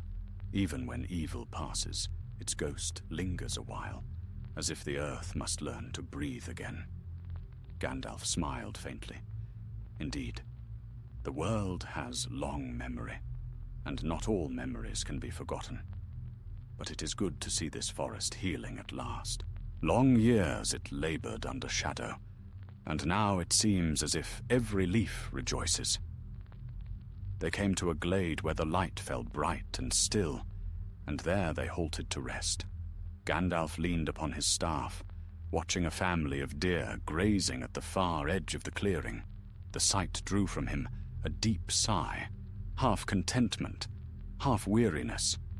Radagast turned his keen eyes toward his old companion. "You have borne much," Grey Pilgrim turned white. "The fire that broke the shadow in the north burned also in you, I think." Gandalf gave a soft laugh. "Aye, I am singed, if not scorched. Such battles are never fought without cost. But I have seen worse, my friend, and yet the light endures." For a time they sat in silence, listening to the whisper of the wind through the trees. Then Radagast rose and brushed the moss from his robe. "My road ends here, for a while," he said. "The forest still needs tending. There are roots to heal, creatures to calm, and the air itself must be cleansed of the poison of old days." Gandalf nodded. "And none are better suited to that work than you. Stay, Radagast, and keep watch. The age grows long, and though darkness falters, it is never gone for good. There will be need again for gentle hands and keen eyes." Radagast smiled, a smile bright as morning dew. "And what of you, Gandalf? Will you rest at last?" The White Wizard looked westward, where the faint blue of distant hills touched the horizon. "Rest, perhaps, but not yet. There are tidings I would bear to Elrond before the season turns. The north is free, and the ravens fly unbound. Yet every victory must be spoken, lest it fade into silence." "Then go with the blessing of the greenwood," said Radagast. He lifted his staff, and at his word the birds sang louder, their voices ringing like a benediction. "May your road be straight, and may the earth remember your tread kindly." They clasped hands once more, wizard to wizard, friend to friend. Then Gandalf mounted Shadowfax, who tossed his mane and pawed the ground eagerly. With a final nod, Gandalf turned his steed toward the west and rode away through the sunlit forest. As he passed under the ancient trees, the branches seemed to bend toward him, as if in farewell. Shafts of gold and green danced over his white cloak, and the murmurs of the forest wove behind him, like the low hum of a song half-remembered. When at last he broke from the trees, the world opened wide before him. Rolling meadows, silver rivers, and beyond them the misty outline of the misty mountains. He rode steadily for many days. Villages passed in the distance, small lights of life scattered across the vast land. Sometimes children waved as he went by, though they knew not who he was. At night he camped beneath the stars, their cold fires reflected in his eyes. The wind carried faint echoes of laughter from faraway fields, and he took comfort in them. On the fourth evening, as he neared the high passes that led toward Rivendell, the weather changed. Clouds gathered low and grey, and rain began to fall, soft at first, then steady. Gandalf pulled his cloak about him, yet he didn't hasten. The sound of the rain upon stone and leaf was soothing, like an old song of remembrance. By nightfall, he reached the eastern edge of the Brunnen Valley. Mist drifted above the river, silver in the moonlight. And there, between the folds of the land, the hidden valley of Rivendell lay quiet and shining, its many lights reflected in the water. The sight filled Gandalf with a deep peace. For all the wide wanderings of his years, there was no place in Middle-earth that seemed to him so full of rest as that house of Elrond half-elven. The very air seemed to hum with memory, the echo of ancient songs, of laughter that had outlived sorrow. He rode down the path to the gates, where the wardens of Imladris greeted him with joy. They led him to the great hall, where Elrond awaited. The Lord of Rivendell stood beneath the carved pillars, his face grave yet kind, his dark hair bound with a circlet of silver. He came forward with outstretched hand. "Welcome, Mithrandir," said Elrond. "Long has it been since the White Rider passed through my halls. What brings you from the far north, where few now dare to tread?" Gandalf smiled and bowed slightly. "Peace, my friend. Peace hard won, but peace nonetheless. The shadows of Ongmar are scattered. The last echo of the Witch King's malice has been silenced. The ravens fly free again." Elrond's eyes brightened, though a trace of sadness lingered in his voice. "Then, a long grief is ended. Many ages has the North suffered beneath that shadow. The Dunedain will rejoice to hear your tidings." "They shall," said Gandalf, "for it is through their watchfulness that the North still stands. Yet even they will find the land gentler now. The curse of Khan Doom has passed into legend." Elrond gestured for him to sit, and wine was brought, rich and red as sunset. They spoke deep into the night, of old victories and older memories.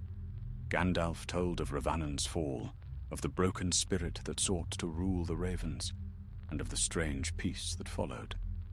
Elrond listened, silent and intent.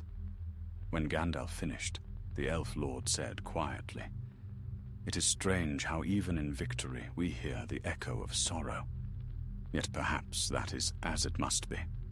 For joy, unshadowed by grief, cannot last in this world." Gandalf nodded. "True, but still I take comfort that the light endures, though it may flicker. The work of darkness is never wholly undone, but each age has its hour of dawn. This was one." Elrond smiled faintly. "Then rest while you may, old friend. The road has been long, and few yet live who remember how long your wandering has been." "Rest I will," Gandalf said, his voice softening. "For a time, but even rest is a kind of journey, and the world yet turns beneath our feet."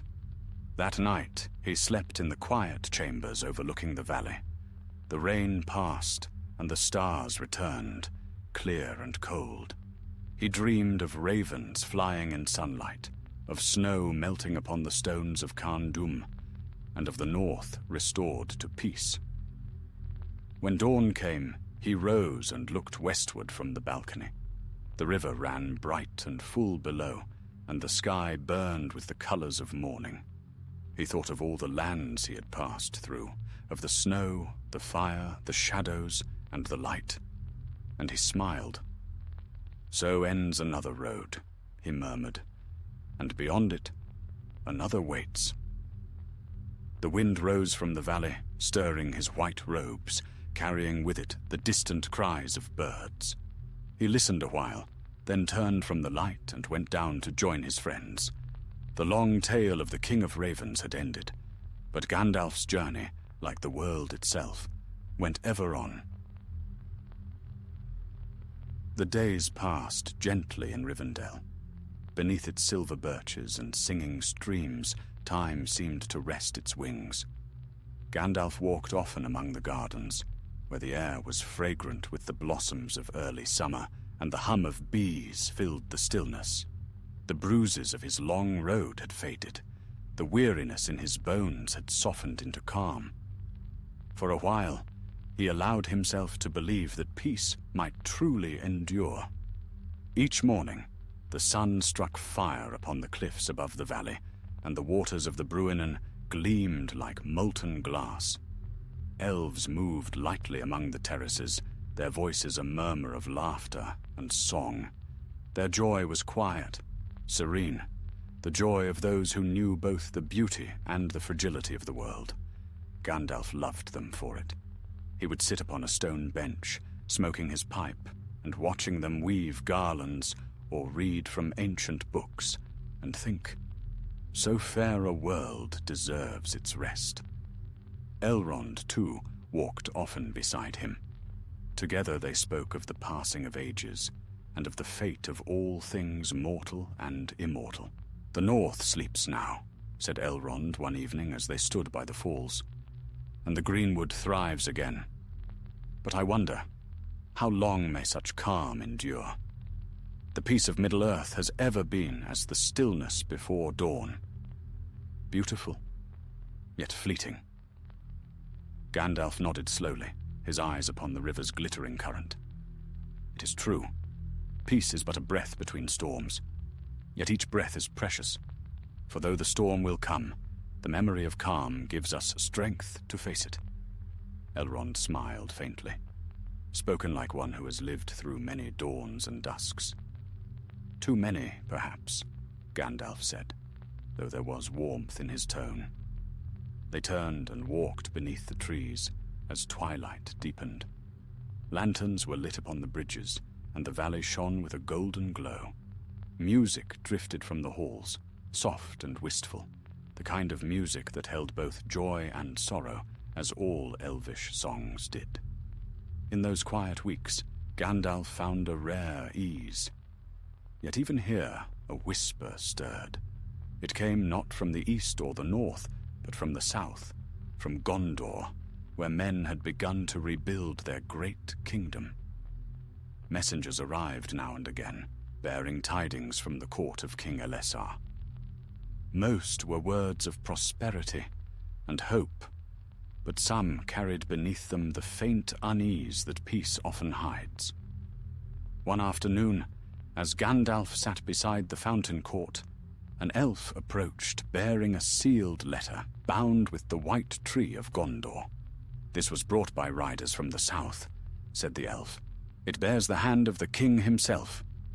Gandalf broke the seal and read. The script was bold and clear, and the message brief. "Friend and counselor, there is rumor of strange storms upon the coasts, and of lights seen far beyond the western sea. Lights that do not move as ships, nor burn like fire. The people of the coast grow fearful. Come if you will, or send word of what these signs may mean. Aragorn, King Elessar, Telcontar." Gandalf's brow furrowed. He read the words twice, then folded the parchment with care. "So the wind turns again," he murmured. Elrond, who had approached unseen, spoke softly. "The sea remembers what the land forgets. Long have I watched its horizon, and there are things beneath its surface older than the memory of men. Yet I deem this not a storm of nature alone." Gandalf nodded. "Nor do I. There are powers that stir beyond mortal sight. Perhaps not dark, but restless. The world changes, Elrond. Its edges tremble as if the old song of creation begins a new verse." Elrond's eyes gleamed with a light both ancient and sorrowful. "If the sea whispers again, it may be the voice of the West calling. Perhaps even yours, old friend." Gandalf was silent a while. The thought struck deep. For though he had tarried in Middle-earth long after the fall of Sauron, there had always lingered within him a quiet knowledge that his time, too, would pass. He looked out across the valley, where the sun now sank behind the hills, and felt a stirring of both longing and farewell. "I have walked long," he said at last, "and though my task is near its end, I do not yet know the path that remains. But I will go to Gondor. I owe the king that much, and more besides." That night he slept little. Dreams came to him, dreams of the sea, vast and dark beneath starlit skies. He heard the cry of gulls and the sound of waves upon unseen shores. In the dream he saw himself standing upon a white strand, the wind tugging at his cloak, and a voice calling faintly beyond the mist. "Come." When morning broke, he rose and went to the stables. Shadowfax awaited, proud and unbridled, his mane glistening in the early light. Elrond stood beside him, the faintest smile upon his lips. "You are restless again," said the Elf Lord. "The road calls." "It always does," Gandalf replied. "And though I have grown weary of its length, I cannot yet forsake it." Elrond laid a hand upon his shoulder. "Then go with the blessings of the House of Elrond. May the stars watch your path, and may the winds bear you swiftly." Gandalf bowed deeply. "Farewell, my friend. May your valley ever remain as a haven for weary hearts." He mounted Shadowfax, and with a swift motion, the great horse leapt forward. The white figure passed beneath the arching trees and was gone, leaving only the echo of hooves upon stone and the lingering scent of pipe smoke in the air. He rode westward for a time, following the river's course, until the land opened into wide meadows. The air grew warmer, filled with the scent of wild thyme and heather. Along the road, he met travelers, farmers, wandering minstrels, and merchants driving carts, heavy with goods, bound for the southern markets. They greeted him kindly, for though few knew his name, all felt his presence as something bright and comforting, like sunlight breaking through cloud. Days passed into weeks. The stars wheeled overhead, and the moon grew and waned. Gandalf's mind turned often to the sea, to the king's letter, and to the strange lights that troubled Gondor's shores. Yet beneath that curiosity stirred something else, an ache, soft but deep, like the pull of a tide upon the heart. At last, as the first leaves of summer trembled in the evening wind, he saw before him the faint shimmer of water upon the horizon. The sea lay beyond the hills, unseen yet near. The smell of salt came to him upon the breeze, and he smiled.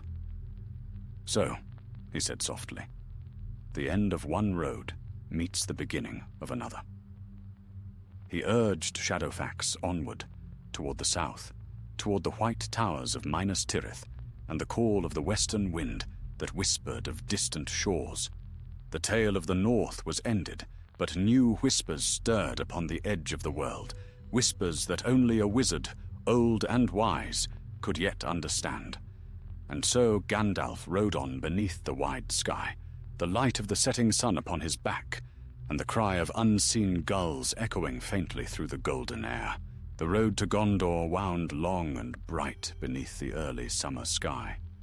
Days turned like the pages of a quiet book, and Gandalf rode through lands that now flourished under peace. The shadow of war had faded from the world, and in its stead came green fields, new towers, and the laughter of children upon the wind.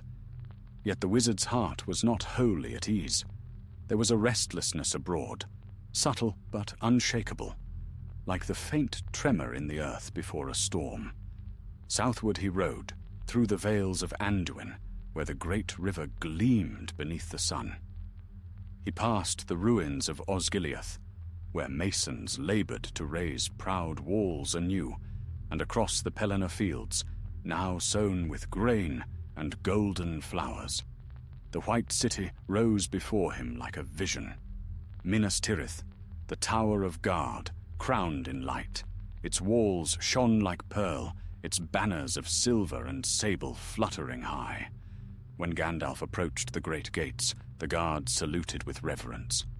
Word had already flown ahead of him, and the people whispered his name as he rode through the streets. Mithrandir, friend of the king, the grey pilgrim who had walked through fire and shadow for their salvation. He smiled gently at their greetings, though his thoughts were elsewhere.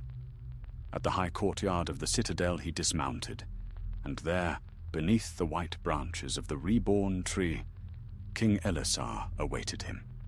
Aragorn's hair gleamed dark as polished steel, though streaks of silver now threaded it. His eyes, still bright with the light of the west, softened as he beheld his old companion. "Welcome, my friend," said the king, embracing him warmly. "Long have the days been since you last rode through these gates." Gandalf laughed softly. "Aye, and the land has grown fairer in my absence. The north is healed, and the ravens fly no longer under shadow." "Then your labor was not in vain," Aragorn said, leading him toward the great hall. "But I fear peace is never unbroken. Strange tidings come from the coasts." They sat together within the throne room, where sunlight streamed through tall windows and glimmered upon the stone floor. A map was spread before them, marked with tokens of wood and gold. Aragorn pointed to the western shore. "Here, beyond the mouths of Anduin, sailors have seen lights upon the sea. Not the fires of ships, for they move neither with wind nor current. Some say they are stars fallen to the waves. Others whisper of ghosts that walk upon the water." Gandalf frowned. "And the people are fearful?" "Fearful, yet drawn to them," said the king. "Fishermen have gone farther and farther west, seeking these lights. None who sail beyond the sight of land return. I have forbidden voyages, but men are ever restless. The call of the unknown has a voice few can silence." The wizard's gaze grew distant, as if peering beyond the walls to where the sea lay vast and shimmering. "I have heard such tales before, long ago," he said. "In the elder days when the world was young, lights would rise from the deep when the Valar walked abroad. They were the memories of the undying West reflected upon mortal waters. But now it may be something else." Aragorn studied him. "Something else? Perhaps not malice," Gandalf said slowly, "but a summons. The world changes, even as the sea does. I have felt it in the wind, heard it in the wings of birds. A new tide is rising, one that does not belong to men, nor to the elder days. The world calls us home." The king was silent for a time, then said, "And will you answer that call, old friend?" Gandalf smiled faintly, though sorrow touched his eyes. "Perhaps. But first, I must see what truth hides behind these lights. Not all that glimmers is a summons from the west. Sometimes the sea remembers other fires." At dawn the next day, Gandalf rode down from Minas Tirith, following the long road west to the coastlands. The land grew wild again, rolling dunes and windy cliffs overlooking the endless sea. The gulls cried above him, and the smell of salt filled the air. Villages dotted the shore, their houses white and low, and the people came out to see the White Rider pass. Some bowed deeply, others watched in silence, awe and wonder mingling in their eyes. He reached the harbor of Ether Anduin by evening. Ships rocked gently upon the tide, their masts swaying like reeds. The harbor master, an old man with skin browned by sun and wind, bowed low. "You come seeking the lights, Lord?" he asked. "I come seeking understanding," Gandalf replied. "Tell me what you have seen."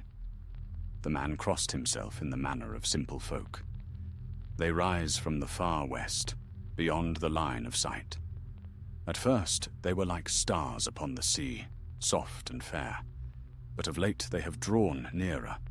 They move in shapes, sometimes a ring, sometimes a host, and those who gaze upon them too long feel their hearts pulled outward, as if some great longing called them home."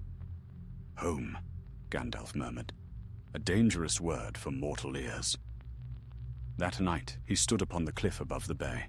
The sea stretched wide beneath the stars, its waves silver under the moon. For a long while, all was calm.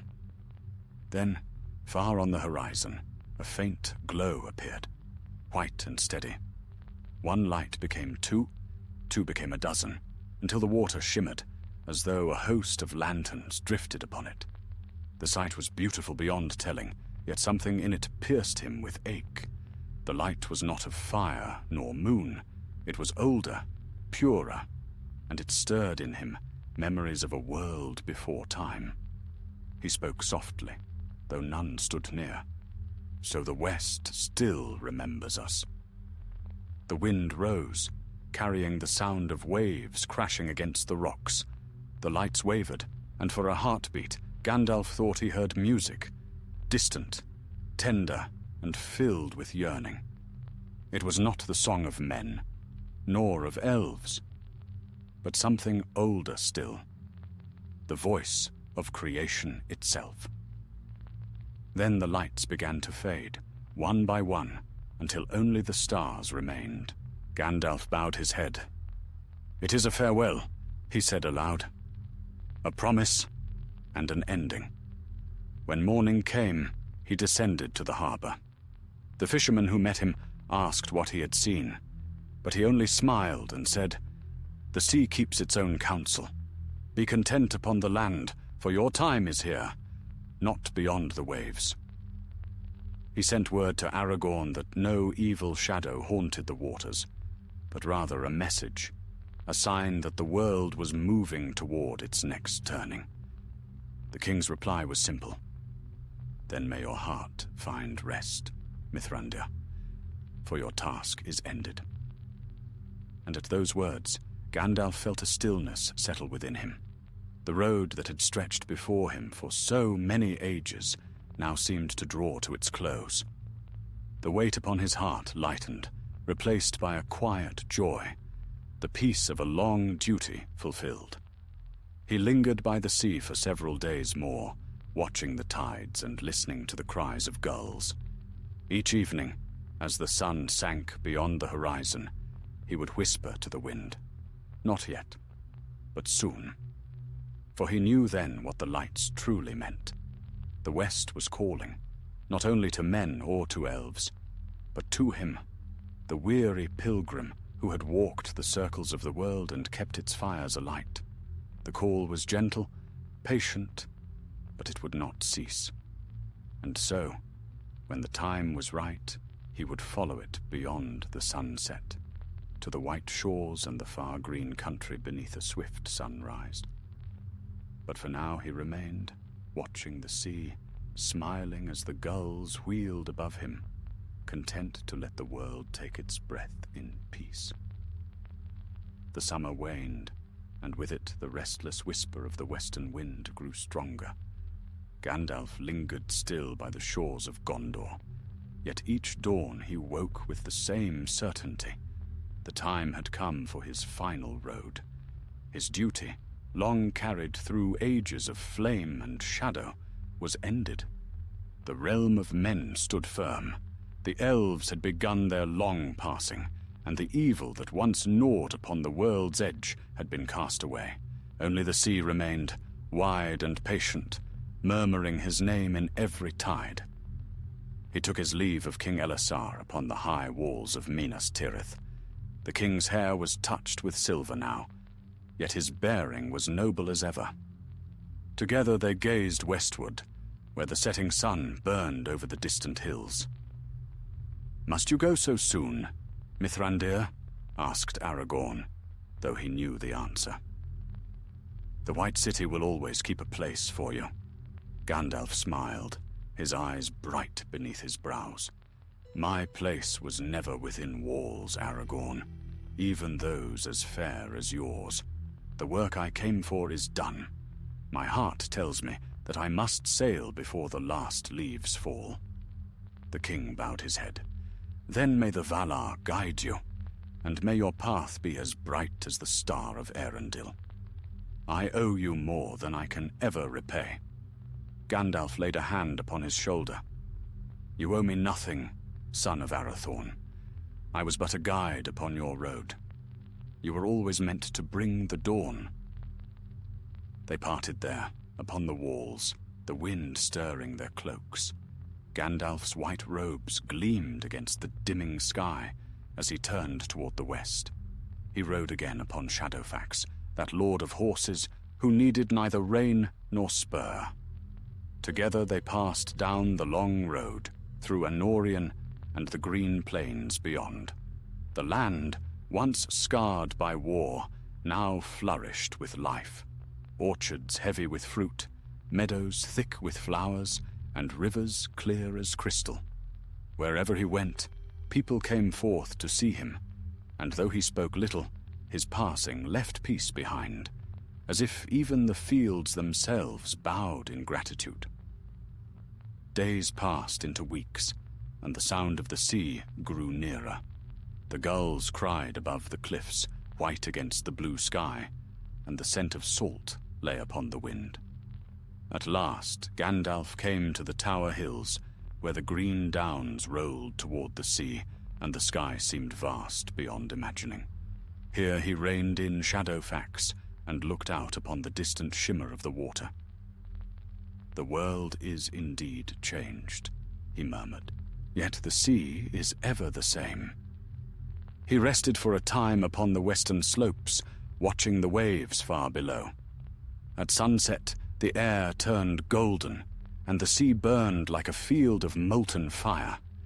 He thought of all that had passed, the laughter of the Shire, the thunder of battle at Helm's Deep, the light of Galadriel's eyes in the dark woods, the courage of Frodo and Sam upon the ashen plain. Each memory came and went like a wave breaking upon the shore of his mind. As twilight deepened, he heard footsteps upon the grass. He turned and saw 3 figures approaching, the small forms of hobbits, cloaked in grey and green. At their head walked Frodo, his face calm yet wistful, and beside him Samwise and Bilbo, aged and frail but smiling. "So it is true," said Frodo softly, "that you are going too." "Yes," Gandalf said, rising to greet them. "The time of the wizards is over. The age of men has begun. Yet I am glad to see you again, my dear hobbits. It seems fitting that we should end this road together." They walked side by side toward the western shore. Night had fallen by the time they reached the harbor of Mithlond, the grey havens, where ships of white wood and silver sail lay waiting in the still waters. The air was filled with the faint sound of harps and the cry of distant gulls. Elrond stood upon the quay, his face radiant in the starlight. Beside him were Galadriel, tall and shining as a queen of light, and Círdan the shipwright, whose beard was white as foam. "Welcome, Mithrandir," said Círdan, bowing deeply. "Your ship is made ready. The west wind waits only for your word." Galadriel smiled, her gaze tender and knowing. "You have walked long in the circles of this world, Olorin of the West. Will you not rest now?" Gandalf bowed his head. "The road has been long indeed. Yet I have loved it, every mile and every sorrow. Still, the sea calls, and I must follow." Elrond spoke then, his voice quiet as starlight. "Your labors have preserved the world, old friend. Few among any race can say as much. Go now to your true home." The hobbits stood nearby, silent and solemn. Frodo looked upon the ship with wonder, but Sam's eyes were wet. "You won't forget us, will you?" he said, his voice breaking. Gandalf knelt before him, resting a hand upon his shoulder. "Forget you, Samwise? Never. You and your kind have taught me more of courage and love than all the wise of the West. Wherever I go, your stories will go with me." Then he rose and turned to Frodo, whose eyes were filled with both sorrow and relief. "Your burden is over, my dear boy. You will find healing beyond the sea. Do not fear the road." Frodo smiled faintly. "And you, Gandalf, will you find peace?" "I will," said the wizard. "At last." The tide was rising, and the stars burned bright upon the water. Gandalf turned to Shadowfax, who stood quietly at the edge of the quay. He laid his hand upon the horse's mane. "You have carried me farther than I had any right to ask. Go now, where you will. The world is yours." Shadowfax whinnied softly, his eyes bright as moonlight, then turned and galloped away into the night, his silver mane streaming like starlight upon the wind. The company boarded the ship. Its prow was shaped like a swan, its sails white as clouds. As they stepped aboard, the elves began to sing, a song of farewell, gentle and full of longing. The ropes were loosed, and the vessel drifted from the quay. A hush fell over the shore. Gandalf stood at the stern, his staff in hand. A great calm came over him. as if the weight of countless years had slipped away. He looked back once upon Middle-earth, the green hills fading into shadow, the mountains lost to mist. And then he lifted his face to the west. The wind filled the sails, and the ship glided smoothly over the waves. The lights of the havens dwindled behind them, until only the sea and the stars remained. A soft glow began to rise upon the horizon, a pale, unearthly light that grew as they drew near. Frodo, standing beside him, whispered, "Is that the light of Valinor?" Gandalf smiled. "It is the light of all beginnings and all endings, the world made whole again." And so they passed beyond the circles of the world, into the far green country under a swift sunrise. The sea lay still beneath them, bright as glass, and the wind bore them home. Behind them, Middle-earth slept in peace. The north was healed, the ravens free, and the name of Gandalf the White faded into legend. No longer a wanderer, no longer the king of ravens, but a memory of light that the world would never forget. The sea wind sang softly over the deck of the white ship as it moved westward, far beyond the sight of Middle-earth. The sails were full, but the air was calm, and the vessel seemed to glide of its own will across the endless waters. Stars blazed above, cold and pure, reflected in the mirror of the sea below. There was no horizon, only silver light and the dark line of eternity between. Gandalf stood at the prow, his white cloak stirring in the wind. His staff was laid aside, for he had no need of it now. The light of his spirit shone faintly about him, mingling with the soft radiance of the stars. Behind him, the others rested. Frodo sat quietly beside Galadriel, listening as she sang in a tongue older than the mountains, while Bilbo slept in peace for the first time in many long years. Elrond watched the sea, his face grave yet serene, as if he could already see the shores beyond mortal sight. For a time, none spoke. The sound of the waves was music enough. Then Frodo rose and came to stand beside the wizard. His eyes were bright, yet shadowed by wonder. "Do you think we are near?" he asked. Gandalf smiled. "Nearer than we were, though in truth, there is no near or far on this road. Time and distance are but the ripples of the world we have left behind." Frodo looked out over the sea. "It feels strange. I thought I would be afraid.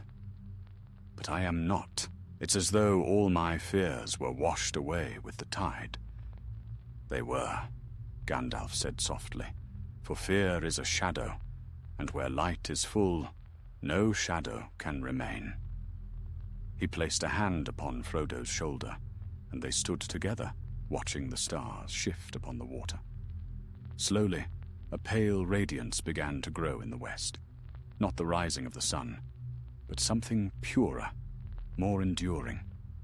It was the light of Aemon, the undying lands, spilling faintly across the sea. The air changed.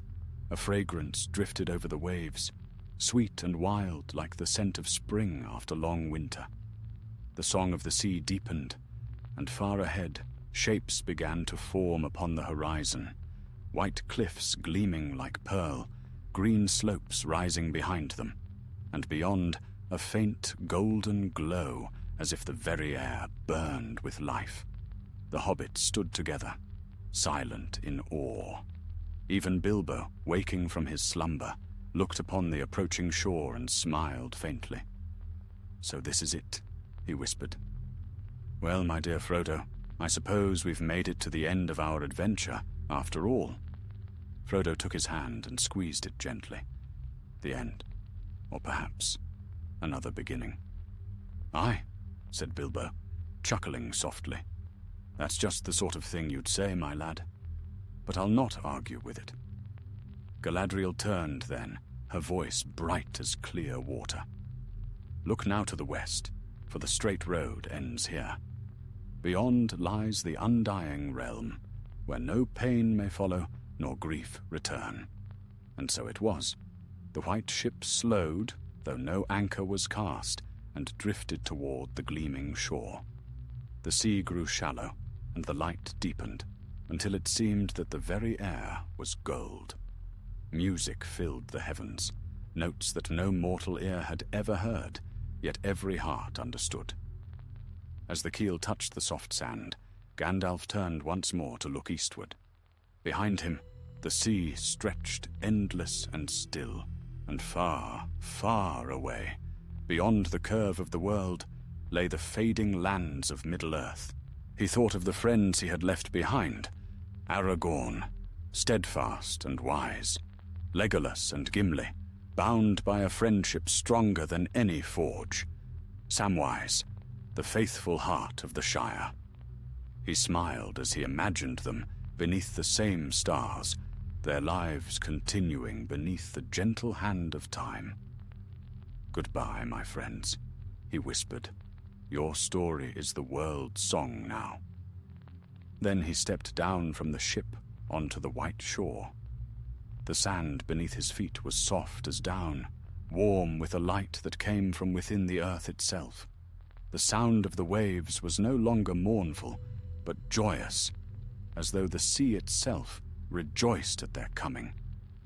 Frodo and Bilbo followed, and at once their weariness fell away. Frodo drew a deep breath, and the scars of his long burden seemed to fade until he stood tall and whole again. Bilbo laughed aloud, light as a child. "I feel as if I could climb the misty mountains all over again," he said. Gandalf's laughter joined his. "Then perhaps you shall, though I think the hills here will be kinder." They looked about them in wonder. Meadows of silver grass rolled away toward distant forests, where trees shone faintly as though their leaves were wrought of starlight. Rivers of crystal wound between them, singing softly as they went. In the distance rose high towers of white stone, crowned with banners that gleamed in the sunless light. Elrond turned to them, his eyes bright with tears unshed. "Behold Valinor, the land beyond grief.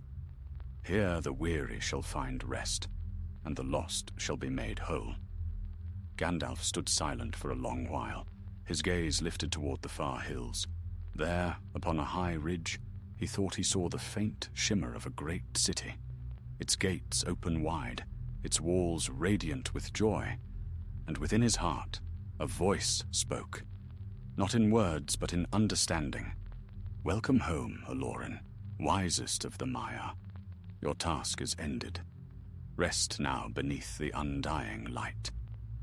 The others walked on ahead, but Gandalf lingered at the water's edge. He looked once more at the sea, its vast expanse gleaming beneath the white sky. In its depths he saw the reflection of all that had been, the fires of Mount Doom, the laughter of hobbits in the Green Dragon, the glimmer of stars above Lothlorien, and the long road that had brought him here. He raised his hand, and a single white gull swooped low, circling above him before vanishing into the horizon. He smiled. "Fly, then," he said softly. "Carry the memory of Middle-earth with you, for even here the song of that land shall never fade." Then he turned and walked inland, following the path where the others had gone. As he moved, the light deepened around him, and his form seemed to grow brighter, until he shone like a flame in the mist. The weight of years fell from him. He was no longer the bent old man with staff and cloak, but the spirit of wisdom and mercy that had guided the world through its long night. At last, he reached the crest of a hill, where the land opened wide before him. Rivers glistened like silver threads, and mountains rose blue and fair against the horizon. The air was filled with the hum of unseen choirs, and the wind carried the scent of flowers that had never known decay. Frodo and Bilbo waited there beside Galadriel, their faces radiant in the light. Gandalf joined them. and for a long time they stood together, gazing out upon the beauty of the blessed realm. No words were needed. Peace, vast and eternal, lay upon them like the touch of a gentle hand. And so it was that Gandalf the White, once the grey pilgrim, the wanderer, the king of ravens, came at last to his journey's end. The sea behind him whispered of old tales and fading ages, but before him stretched the promise of renewal, a world without shadow, without sorrow. He lifted his eyes to the golden horizon and smiled, for he knew that beyond even this light, the song went on, unbroken and eternal. The wind stirred, carrying with it a faint echo from far away, a voice like the laughter of the Shire, warm and familiar, and Gandalf, hearing it, laughed softly in return. Thus he passed into peace, and the last embers of the Third Age burned into the dawn of forever. Long years passed in Middle-earth, after the white ship vanished beyond the curve of the world. The seas still whispered upon the western shores, but none living ever saw again the sails of that vessel which bore Gandalf and the last of the Eldar into the undying west. Time, slow and unrelenting, smoothed the memory of those days, yet the echo of them remained, like sunlight caught forever in crystal. In the Shire, peace reigned. Seasons turned gently over its green hills, and though the hobbits spoke less and less of the great wars beyond their borders, tales of the Grey Pilgrim were still told by firesides on winter nights. Children sat wide-eyed as old Samwise Gamgee, now mayor and grandfather, told of the wizard who had arrived in a puff of smoke, his hat bent, his eyes bright as stars. He was a bit strange, mind you, Sam would say with a chuckle, but kind. You could trust him, and he'd always turn up when you least expected it, and when you most needed him. And though he was a wizard, he never looked down on us little folk. He said even the smallest hand could change the world. The younger hobbits would listen in silence, and when the tale ended, they would peer out into the night, half hoping to see a tall figure with a staff walking along the lane beneath the moon.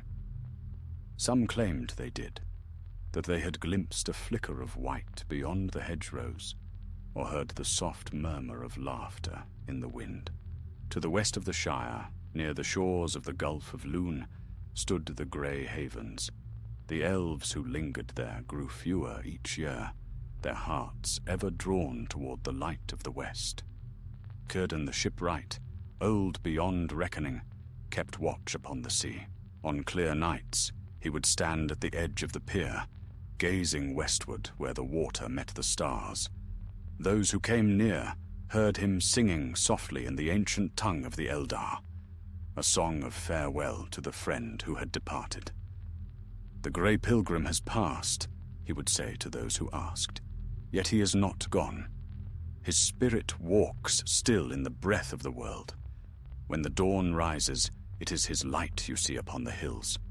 When the ravens call in the north, it is his voice that guides them. He is woven into the very song of Arda." And so it seemed, for in the north, where once lay the ruins of Angmar, the land grew green again. Snow melted from the peaks, and new life sprang from the soil that had known only death. Travelers who passed that way spoke of strange wonders. Flocks of ravens nesting among the cliffs, not in silence or fear, but with voices clear and bright. The dwarves of Erebor said that sometimes, when the sun set crimson behind the mountains, they could hear a single deep cry echoing through the valleys, neither bird nor man, but something of both. "The King of Ravens," they would whisper, crossing their arms in respect. The White Wizard watches still. Far south, in Minas Tirith, King Elisar ruled long and wisely. His reign was one of peace and learning. The white tree flowered year after year, and the city shone like silver in the sun. Yet even in his majesty, the king often spoke with quiet reverence of the friend who had once guided him through shadow. On the Feast of Midsummer, when the stars were bright, Aragorn would climb the high tower of the citadel and stand beneath the open sky. There he would lift his gaze westward and speak softly. "You were the flame in the dark, Mithrandir. You showed me what it means to be both king and servant. May your light never fade." And when he turned away, he would swear that for a moment, a heartbeat only, he saw a faint glow upon the horizon, as though some unseen lamp had been kindled far away. The elves who still dwelt east of the sea remembered him too, though their time in Middle-earth waned. In Lorien, where few yet walked, the leaves of the golden malon still whispered his name when the wind stirred them. The forest seemed to hold a deeper light, a memory that would not die. Some said that on certain nights, when the moon was thin and the world lay hushed, a white figure could be seen upon the hill of Cerin Amroth, looking west, his staff aglow like a star fallen to earth. Whether it was dream or vision, none could tell. Even the beasts of the wild seemed to carry his touch. The horses of Rohan grew stronger with each generation, as if some part of Shadowfax's spirit lived among them.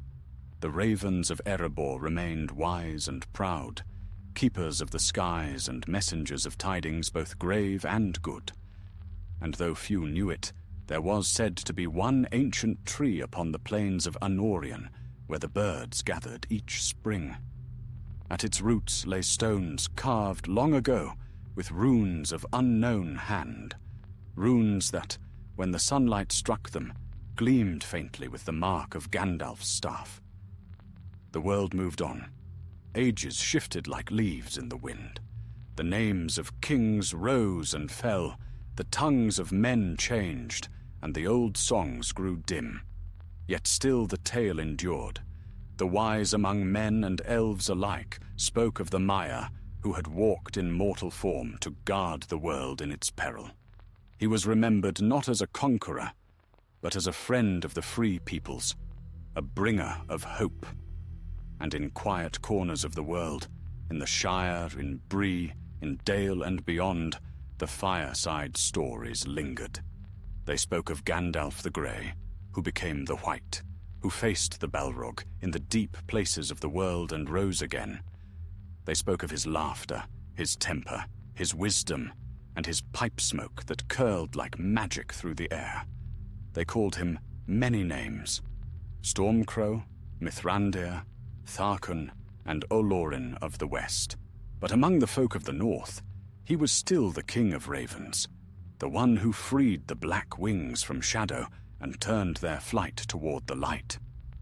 It is said that, in the farthest reaches of the North, where the mountains meet the sea and the auroras dance in the sky, a great flock of ravens still gathers when the first snows fall. They wheel together in perfect silence, black against the pale heavens, and then cry aloud as one voice before taking flight toward the west. The sound carries far across the frozen wastes, echoing through valleys and over the sleeping hills. To those who hear it, it is not sorrowful but strong and clear, a call of remembrance, a promise kept. And some who listen closely swear they can hear within that cry a faint, familiar laugh, a sound of joy that has crossed beyond the world, yet still lingers within it. Thus ended the tale of Gandalf the White, the wanderer of ages, the king of ravens. Though his road carried him beyond sight and memory, his light remained woven through the heart of Middle-earth, a fire that would never die. For as long as stars burned in the sky and the wind carried the songs of the free peoples, the world would remember him, not as a god nor a hero, but as a friend who walked beside them through darkness and led them at last into dawn, and when the night is deepest and the last fire burns low. Some say that if one listens carefully to the whisper of the wind, one may hear his voice still, gentle and kind, as if speaking from far beyond the circles of the world. Look for me in the rising of the light, in the wings of the ravens, and in the laughter of those who do not despair. For no shadow endures forever.